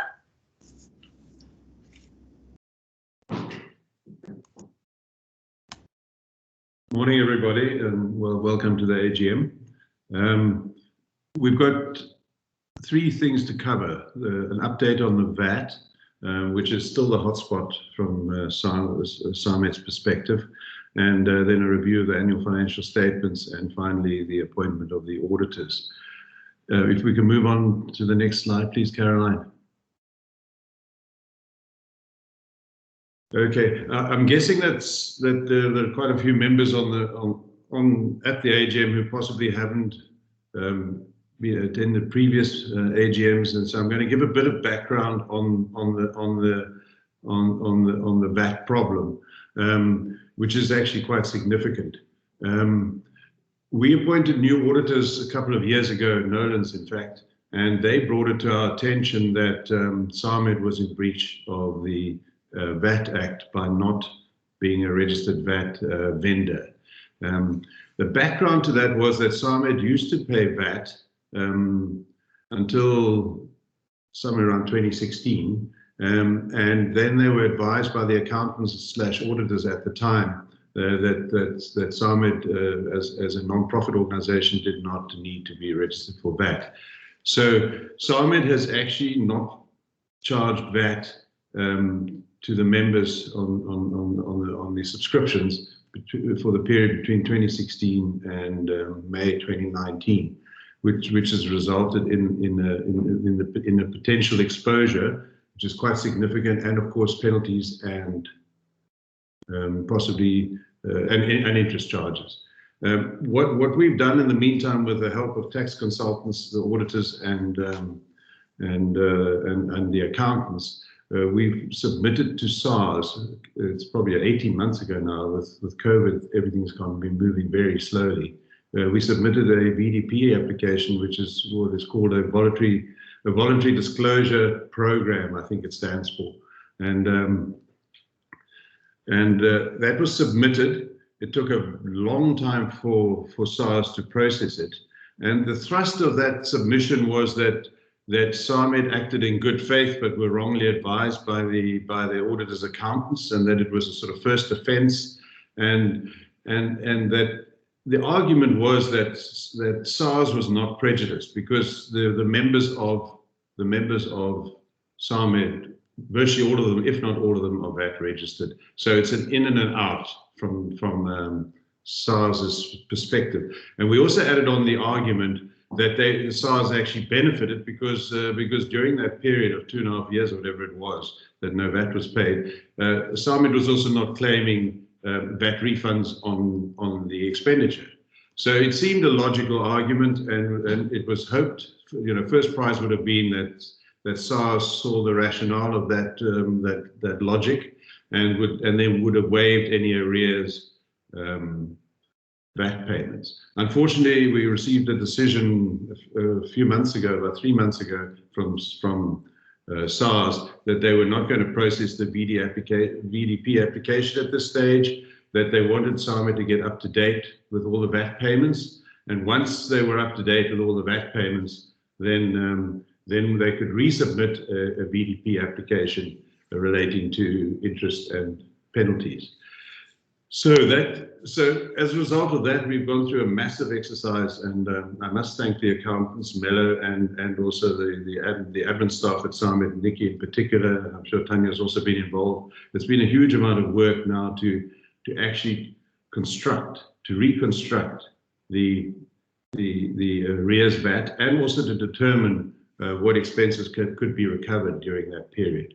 And so as a result of that exercise, it has now been established that there's approximately 3.75 million rands worth of VAT owing to SARS. And also there's a potential for a VAT recovery of 750,000. Where does that put SAMED? Yes, SAMED needs to pay out that VAT, the 3.75 million, which sounds like a straight loss, but it isn't really, because we have the opportunity to issue debit notes to the member companies, and they can claim that VAT back. They can pay SARS, SAMED the VAT, and then they can claim back the VAT from SARS. So the net position for our members should be neutral, except for the time value of money. That process is going to take place in the next 4 weeks or so. SAMED will be communicating with the CFOs of the member companies and giving details regarding the VAT repayment. So we're hoping that we will get the support of hopefully all our members to try and minimize the tax loss to SAMED.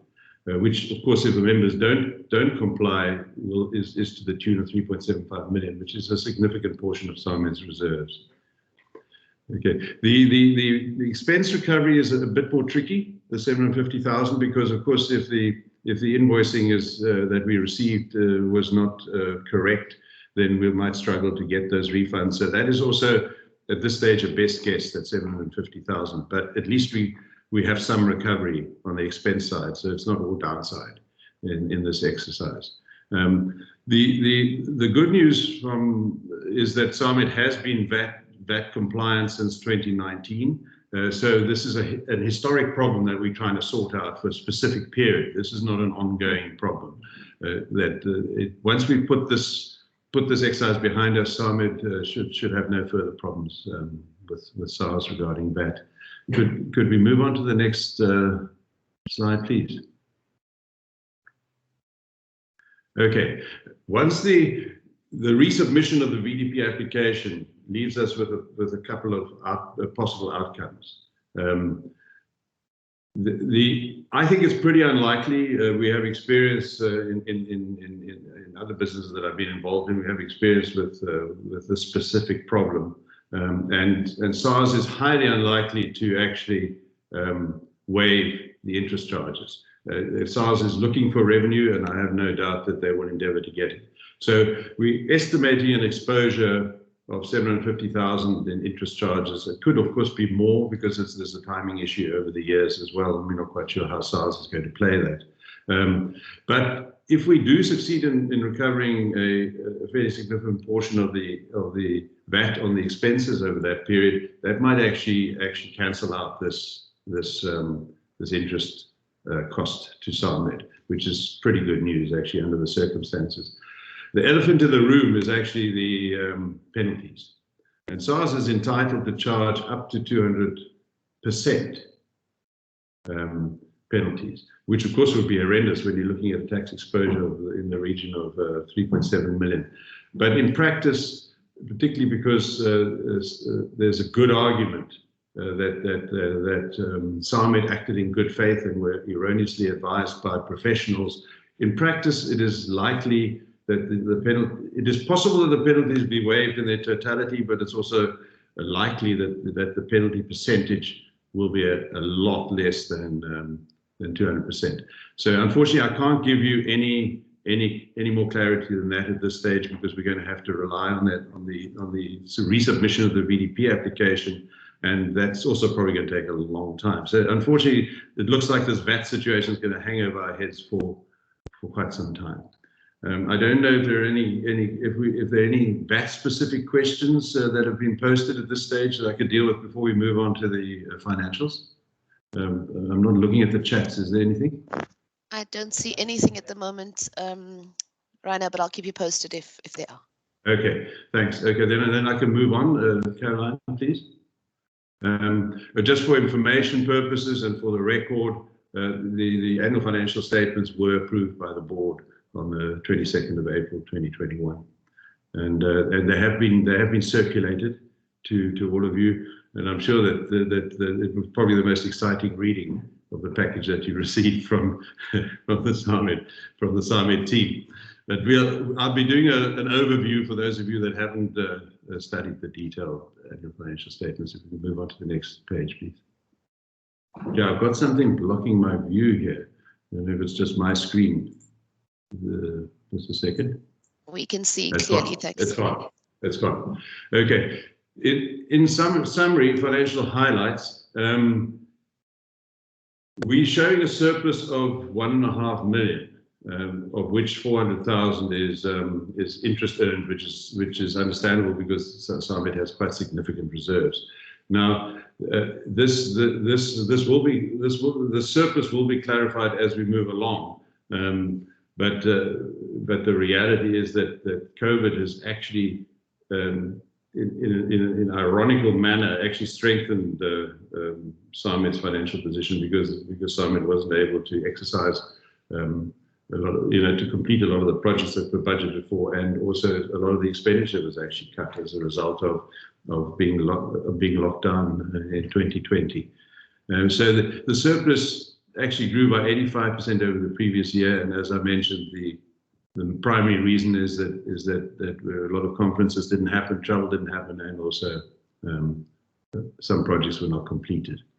Expenditure also reduced during the period, which is not surprising considering what we've just mentioned, by 6%, and cash has grown by close to 2 million, which links in with the surplus that we saw earlier. So that is also that increase of 27% over the previous year's cash balances is also understandable.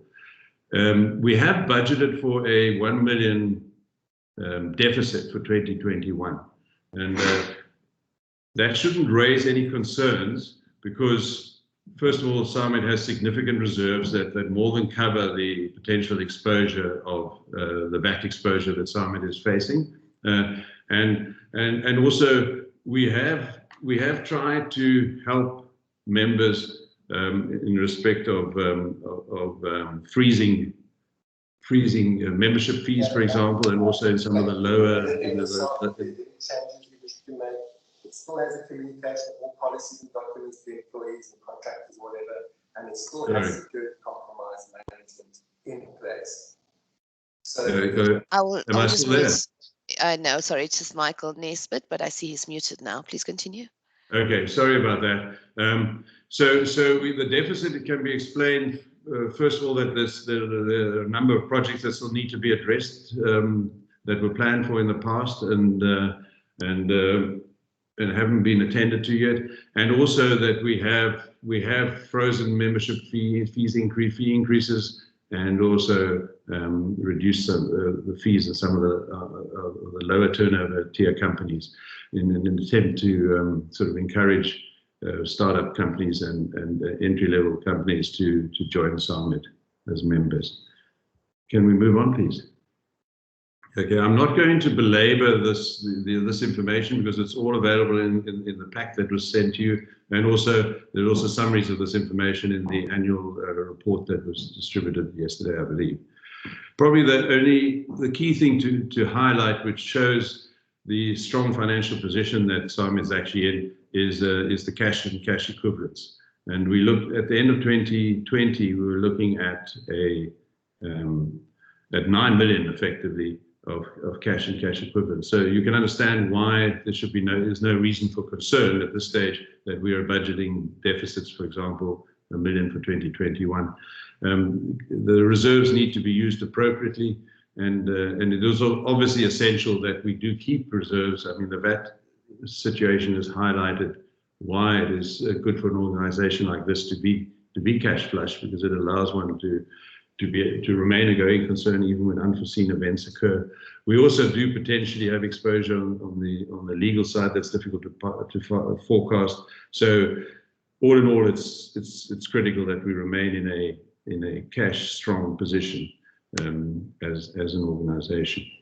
There's nothing else here I really want to highlight. If we could move on to the next one, please. I think we've got a bit of a time constraint as well. When am I meant to be finished? Around now, but no worries, Rani, because we do have a break in any other business. So please conclude what you need to.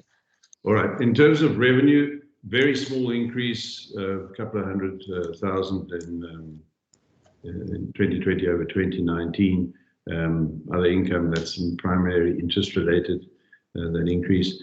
And expenses, as we mentioned, have reduced slightly in 2020 because of the reduced COVID spend and the operating surplus. We've also discussed the reasons for it. Okay. I've been rushed on to the next page, but it doesn't matter. It's done. Okay, I'm finished. The surplus we've also discussed, so let's stay here. I just want to highlight, there's no surprises. If there's a 3.8% increase in revenue, which we discussed from 2019 to 2020. Expenditure, as we already pointed out, is reduced by 6%, and the surplus we've also discussed had gone up significantly for reasons we explained. What is more important is to look at budget versus the actuals of 2020. And you can see that there's an 8% reduction in the budget in terms of income generation. The reasons are twofold. One is that we've been conservative in view of the COVID crisis and the economic sort of situation of a number of our members. We have budget. We are concerned that there might be a net loss of fee revenue during the period, and also more importantly, we've frozen the fees, and also we have reduced fees for some of the members. So that's the reason for the budgeted 8% reduction in fee income. Sorry, I've got stuff over the screen again here. Okay. Expenditure looks concerning because it shows 30% increase on 2020, but that needs to be considered in view of the fact that 2020 our expenditure was way under budget because of the COVID lockdown. So if you look at our expenditure budget versus the budget for 2020, there's only been a 4% increase in expenditure, and that expenditure is not linked to overhead running costs. So that expenditure increases, it's linked to a fairly sizable provision for legal fees, which relates to the whistleblowing and the code compliance side of SAMED's activities. and also to projects that need to be addressed. So please don't be concerned by what appears to be a very significant increase in budgeted expenditure over the actuals of 2020. The surplus, obviously, there's a huge reduction because we've gone from a surplus of 1.5 million to a deficit of 1 million, but that's already been explained. And I think, just correct me if I'm wrong, but I think that's the end of the financial presentation. So I think now's the time to take a couple of questions before we move on to appointing the auditors. I don't know if there are any questions from any members. I'm watching the chat for a few seconds and continue to, if you cannot put it in chat or raise your hand, I'll also hold for a few seconds for any member to just unmute if they want.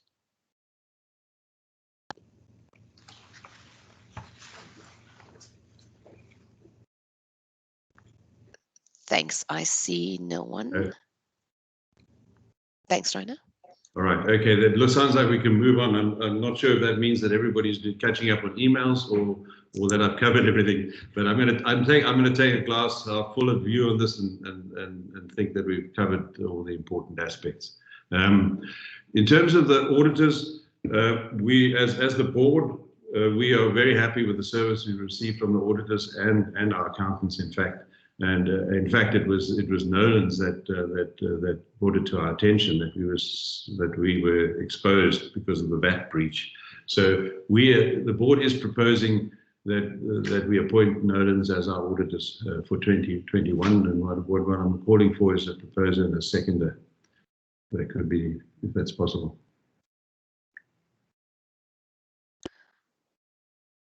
Can members willing to propose or second the auditor proposal? Thank you. I see we have a proposer, Roger Sheard, thank you. And can we ask for a seconder to that, please? Thank you. Ibrahim Vaid, Peter Mishlape, thank you. Okay, just in closing then, thanks very much for the support from the SAMED members. We are well aware as the board and in particular in my capacity as the treasurer, we're well aware of the financial difficulties that a lot of members are facing due to the COVID crisis.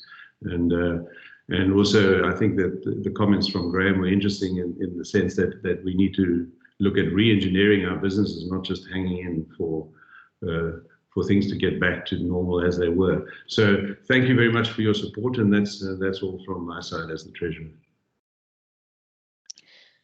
Thanks, Rainer. We move on to any other business for the meeting. I do believe we're a bit behind time, but we can take some time for this as we have a break hereafter. So I give the opportunity to members to discuss any matter either in the chat or unmute yourself. That is also fine. And I'll hold here for about 10 seconds for members to address any matter or question.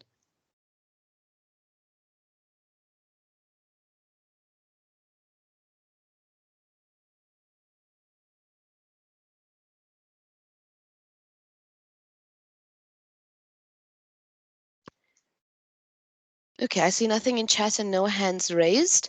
Please note that there's always an opportunity to address any question that you may have through the office or directly to board members as required. Hopefully we are always responsive and aim to answer your questions or queries in time. With this in mind, we will now take a break and we would be back at 11:15, please. 11:25 for Michael Juden to address us on a very, very interesting topic on our medical device code. Thank you. We will see you back here in 12 minutes.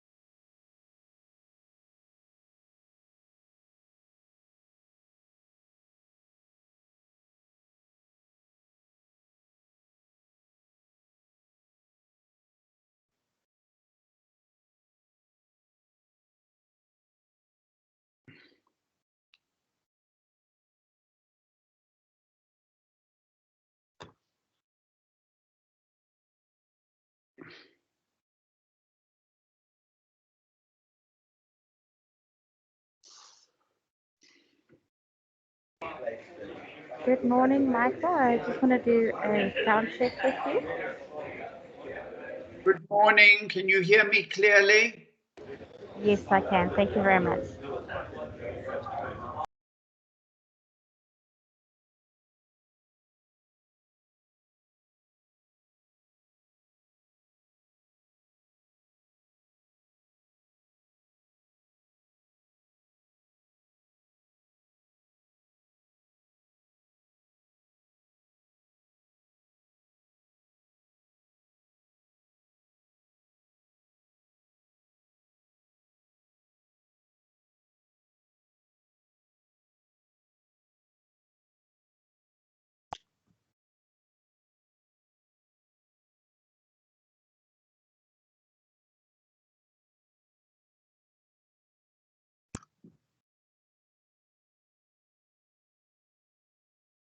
Yeah.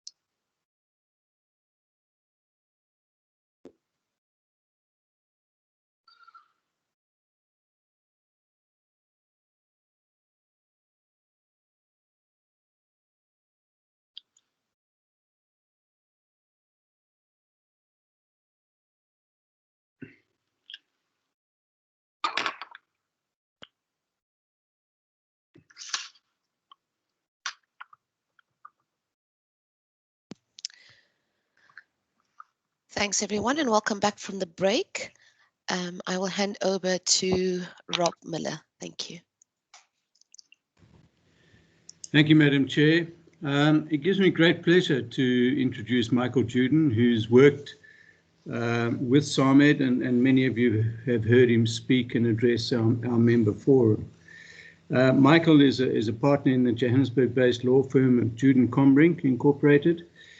He's the author of several published articles, both nationally and internationally, member of the King Committee and the subcommittee which wrote the chapter dealing with negotiation, mediation and arbitration for King 3, and was a member of the King Committee task team established for the rewrite and review of King 3 on corporate governance report, and now known as King 4, which we all know is the go-to document for corporate governance.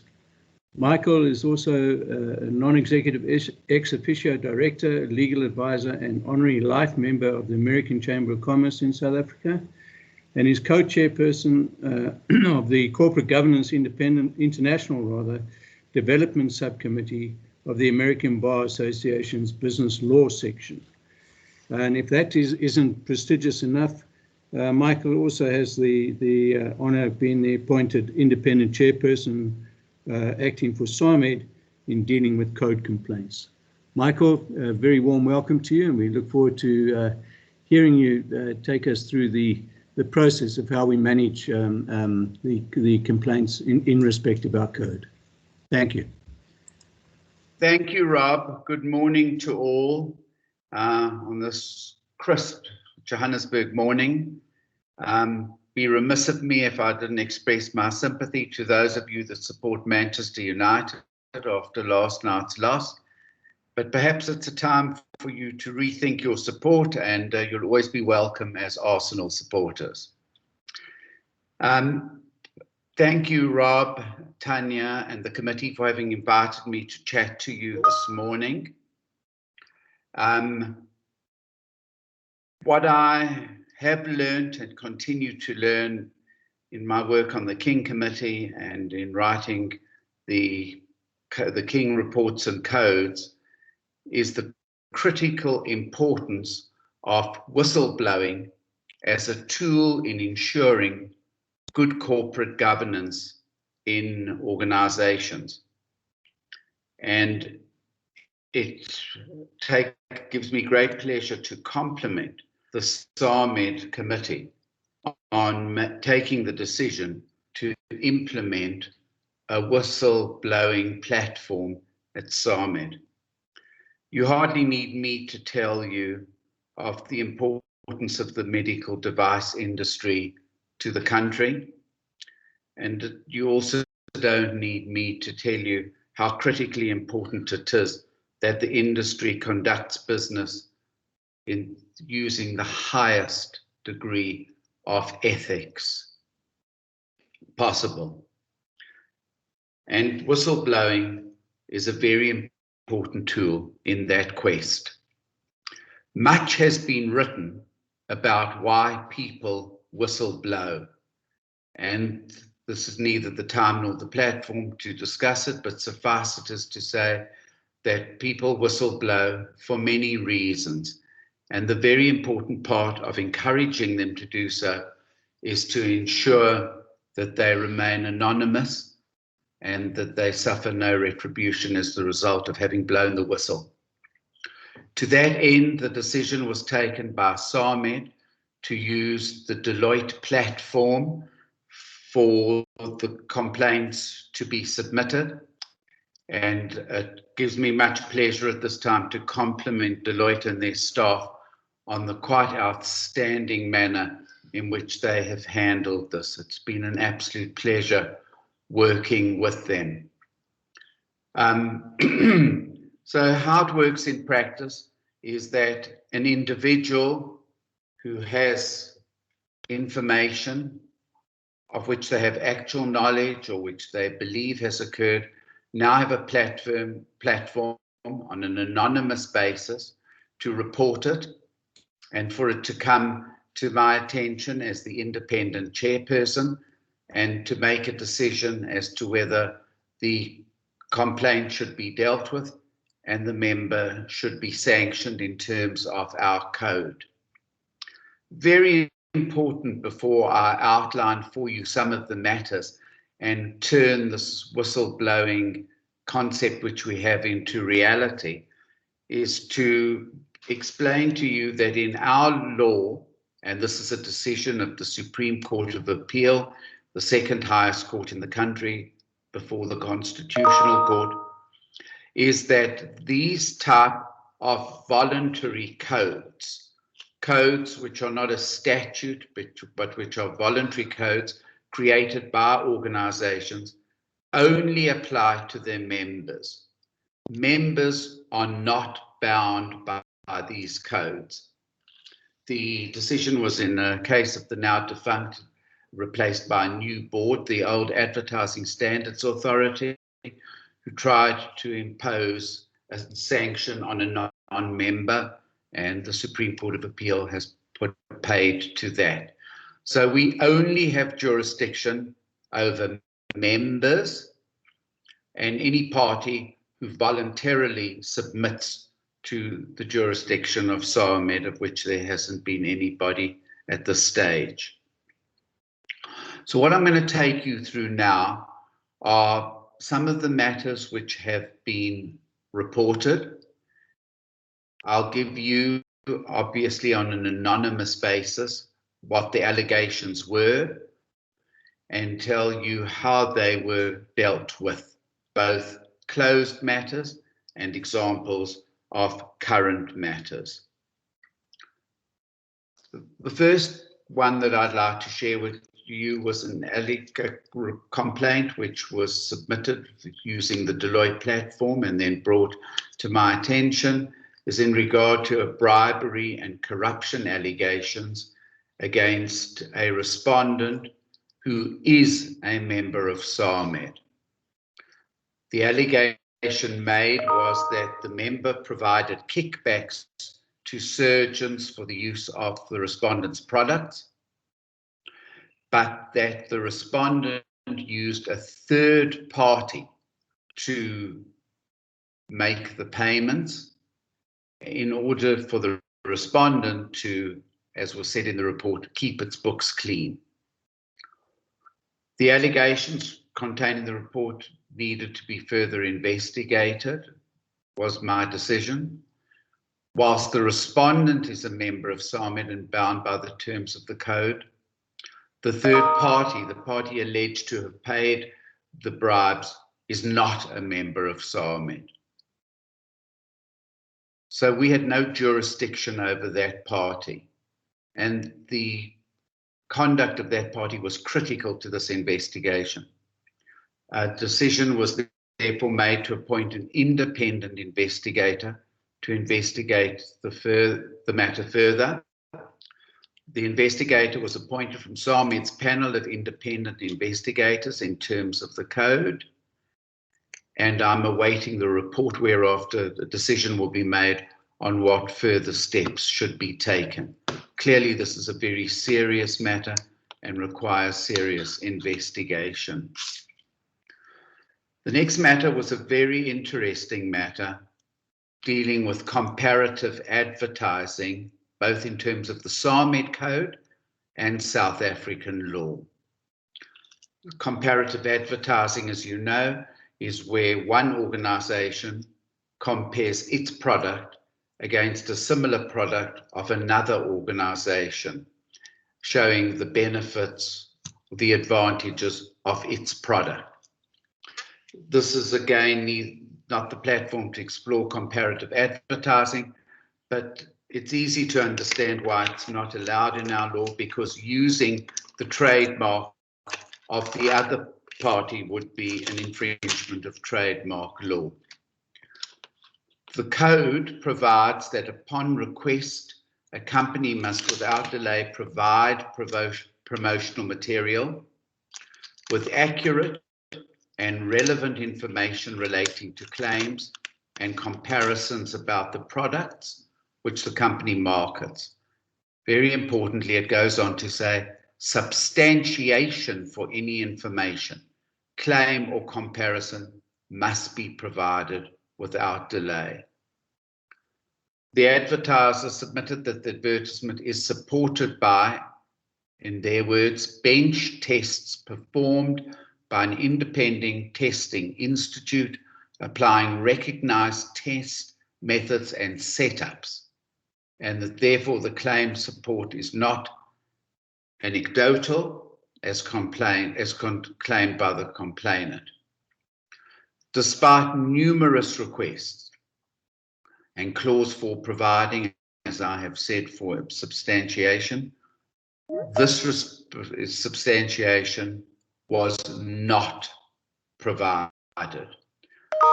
Without this, I cannot conclude whether the respondent's substantiation is in compliance with clause 4. I've therefore concluded that the respondent is in breach of clause 4 for not providing the substantiation without delay, and I've referred the matter to the ethics panel for hearing. I have also recommended that the panel consider preparing guidelines on the acceptability or otherwise of the use of bench tests as claims to support comparative advertising, and if so, to include it as an update of the SAMED code. At this stage, it does not provide for bench tests as being substantiation.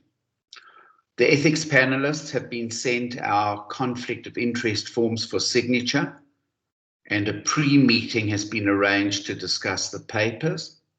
A date for the hearing will be furnished to the relevant parties shortly. The next matter which I want to share with you was a complaint that an organization, a member, had held a lunch at a steakhouse restaurant for a department of one of the hospitals. The anonymous complaint was again lodged through the whistleblowing mechanism created by Deloitte, and the complaint stated that the respondent held a lunch, which was a standalone entertainment event which is not allowed by the code. The complaint went on to say the respondent will probably say there was some academic content, but this is not shown on the invite, said the complaint. I received a letter from the respondent's attorneys in response to my request, in which they said that an employee of the respondent deemed it fit and proper to convene a scientific and academic meeting, which included cath lab personnel from a hospital, to advise and discuss with the HCP the clinical merits of the deliverability of the respondent's medical device. They went on to say the event was held at a restaurant which the respondent deemed to be conducive for the exchange of scientific and academic information, and said that the meal, according to the letter, was for legitimate purposes at a venue. The agenda for the meeting and the register of attendees was provided to me for my consideration. The respondent provided a detailed response to the complaint and an explanation, a satisfactory explanation in regard to the reasons why the internal process to authorize the invitation was not properly followed by the employees. The breach of the internal policy of the respondent was dealt with by the respondent themselves in-house. Their internal rules had been breached. I came to the conclusion that I was satisfied with the response, given the documents which I was submitted, the explanation which I was given, the assurance that the internal policy was being dealt with by the respondent, and the complaint was dismissed.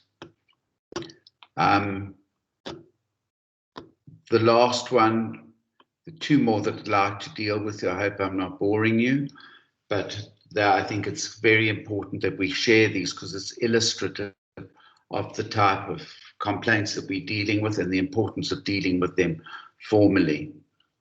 The next one was a very interesting one, which I'm sure you too will find to be of interest. This dealt with a formal complaint which was lodged by a complainant in regard to the respondent following up on the complainant's product device at a hospital and reporting their findings on such device. They went on to say the respondent was allegedly not trained appropriately on the device and gave an incorrect report on the advice. The facts were as follows. On the 18th of January 2021, the respondent's initial response did not deal adequately with the merits. The respondent averred they had conducted their own internal investigations and had taken the necessary measures. They did not formally answer the complaint to my satisfaction, and I've addressed a formal response to them. On the 8th of February, they informed me as follows, that in accordance with the internal policy, it was not to address whether the representative had violated the respondent's policy and did not need to specifically answer complaint. The respondent's representative, they said, is a trained clinical technologist, was educated at military hospital in which students learned about various companies, medical devices, and they went on further in that regard. And what happened was the facts were that the representative of this company had assisted the HCP based on a request from the HCP to do so due to the absence of a representative from the complainant at the time the patient was being treated. So prior to and during the procedure, the representative was not shown, nor did he review or access any prior programming results, X-rays or ECG results. The representative was shown a printout of the most recent program reading after he made an assessment, and the representative said that his assessment was made based on what he and the HCP were experiencing with the patient at that moment. The representative did not provide an official report or opinion on the device, but shared his assessment with the HCP with the limited information which was provided at the time. We came to the conclusion, based on everything that we were shown, that it appeared that the respondent's representative did no more than assist the HCP at the request of the HCP to interpret information generated by the complainant's device. We were given no evidence that the respondent's representative gave an opinion as to the efficacy of the device, or that the HCP asked for any more than assistance in interpreting and understanding the information generated by the complainant's device. He did not give an opinion on the efficacy of the device itself. Based on everything that we saw, we came to the conclusion that the representative hadn't provided an opinion in regard to the device, but had merely assisted in interpreting the information which the device had generated, and we didn't feel that this required any further investigation. The next matter, which is something which I think it could be of great interest, is that the complainant was the CEO of a company. The company that he was complaining of is not a member of SAMED. The complaint stated that the company and its related company's financial statements and tax affairs were in arrears for up to 14 years, that some of the directors were not formally appointed and refused to be formally appointed due to unethical practices and irregularities. Although we couldn't, as SAMED, deal with it, we came to the view that the matter was so very serious, particularly in a country with so much corruption and non-compliance, that we, now armed with this information, believed that the law required us to take some steps. So we reported the matter to the South African Police, the Hawks, the Commercial Crime Unit, and the HPCSA, and the matter advised them that the matter does not fall within the purview and jurisdiction of those authorities, or rather the matter falls within the purview and jurisdiction of those authorities, and as such I decided that SAMED cannot and will not deal with the matter, and we closed SAMED.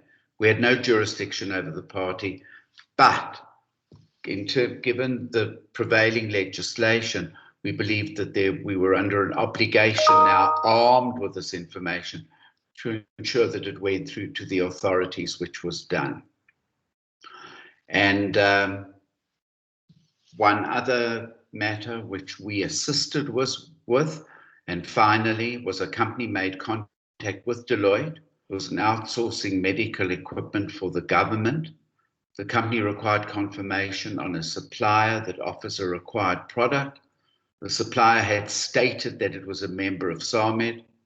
The company required assistance confirming whether the supplier was indeed a member of SAMED and whether such company actually exists.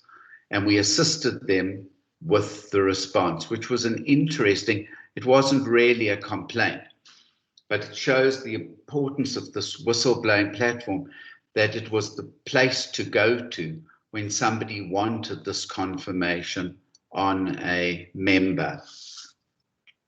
I hope those examples those random examples give you a feel for the sort of matters that we are dealing with. We need to be pragmatic in dealing with it. Deloitte have already taken these matters through all of their checking procedures. They check voice to check if it's legitimate. They use all kinds of measuring matters to see whether they believe this is just somebody with a grudge against a person that's using this platform not for the purpose for which it was intended. All of that is done in a very sophisticated manner by Deloitte, and then these matters come through to us. And as I've said earlier, we take a pragmatic approach. We understand that business is business and things always aren't done exactly in accordance with the way they should be done. We do not investigate unnecessarily where we feel that the complainant has taken adequate steps to remedy what could just be something which has innocently gone wrong in their organization.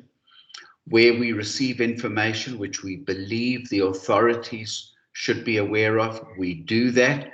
And where we believe that a SAMED member has contravened the code and could possibly bring the industry into disrepute, we will not hesitate in referring it to the Ethics Committee for investigation, and depending on the report of the Ethics Committee, take the most serious possible steps in terms of the code against them. If there is time, I'm happy to deal with any questions which anybody has. Just before closing, I want to express my sincere appreciation to Rob and to Tanya for the amazing support and assistance which I receive from them at all times, and their devotion to this whistleblowing initiative of SAMED. And also in closing, I want to thank my assistant Michelle, who works tirelessly with me on this and assists with all of the investigation. Thank you, Michelle, for all your assistance. I'm happy, Rob, Chair, if there are any questions and if you have sufficient time to deal with them. Thank you for listening. Thank you, Michael, and thanks for the insight. I think it does illustrate the sensitivity that one has to apply in dealing with these different cases and processes and whatever.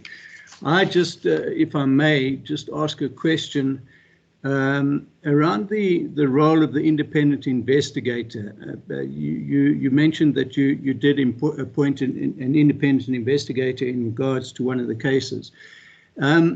I just want to know, in application of the law, does that independent investigator have the right to investigate the respondent and subpoena documents, etc.? What is the process that is applied by an independent investigator, and do they have the right of law behind them?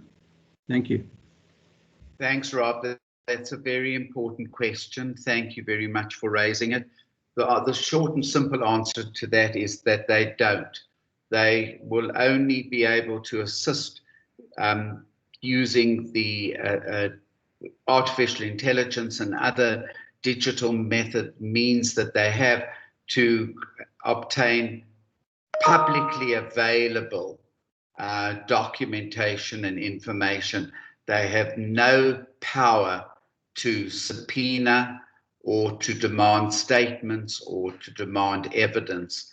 So they really, their hands are tied, and all they can assist us with is what they can find using the internet and any other legitimate means, but they have no power to subpoena.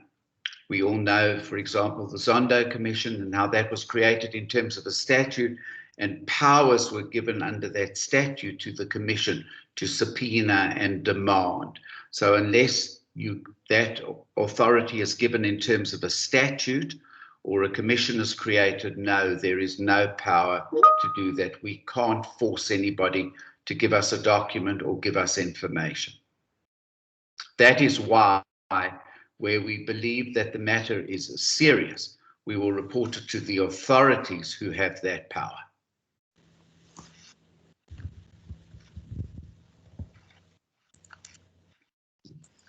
Right, thank you, Michael. There is one other question. I'm just trying to pick up on it. Any suggestions on dealing with the healthcare professional or other healthcare stakeholders that are not acting ethically? For example, surgeon involved or owned business, and that's from Neil Fenter. Yeah, Neil, perhaps I could ask you to just come online and elaborate briefly, and we'll make that our last discussion point. Thanks.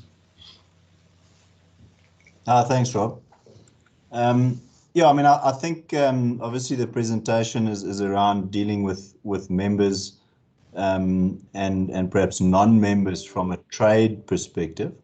I just wanted to, the other stakeholders in the healthcare industry that obviously SAMED doesn't have any governance of, and different bodies may have governance on. And I just wanted to get some guidance on sort of position and or process, and I appreciate that there are various processes to follow. I just wanted to get some guidance on the matter.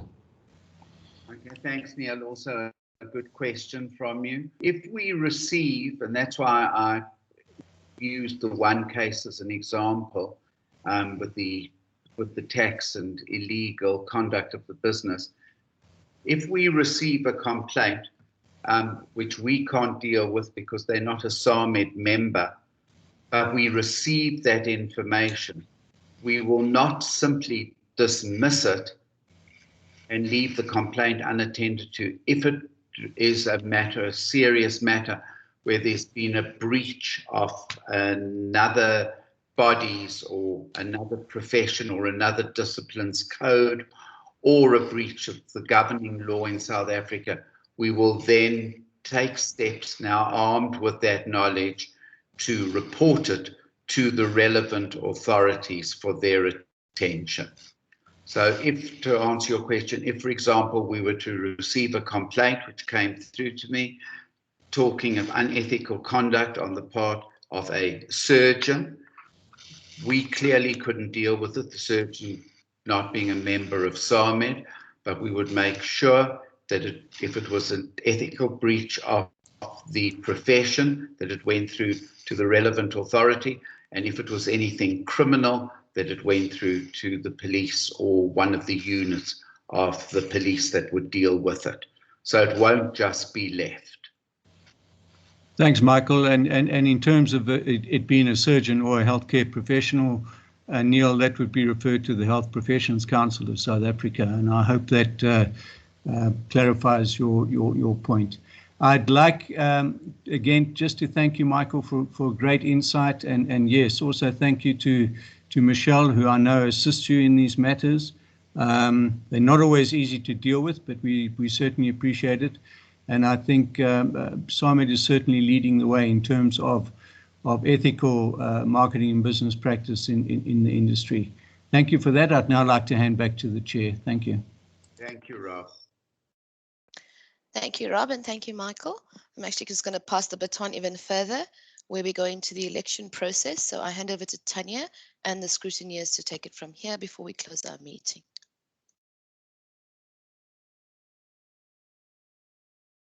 Thank you, Vanti. So I would like to just thank Michael Juden, in particular Michelle Tissong from Michael Juden's practice, as well as Pat Matseke from LCB Klink and Associates, who have been our independent scrutineers in terms of counting the ballots. And if I could ask Michael to please announce the results of the vote for election to the elected board members of SAMED. If you could do that, please, Michael, and then I will continue thereafter. Thank you, Tanya. It gives me great pleasure to confirm that the election of the members was done independently and meets all of the common law requirements, excuse me, of an election. And those appointed are Cello Maletti, Marlon Burgess, Monica Lucas, Vitor Ferraro, Avanti Governor Besta, and Peter Mishlapi. Warm and sincere congratulations, and wish you health, happiness, and great success in your endeavors for the coming year. Thank you, Michael. Caroline, if you could put up the slide around the process to be followed in the event of a deadlock.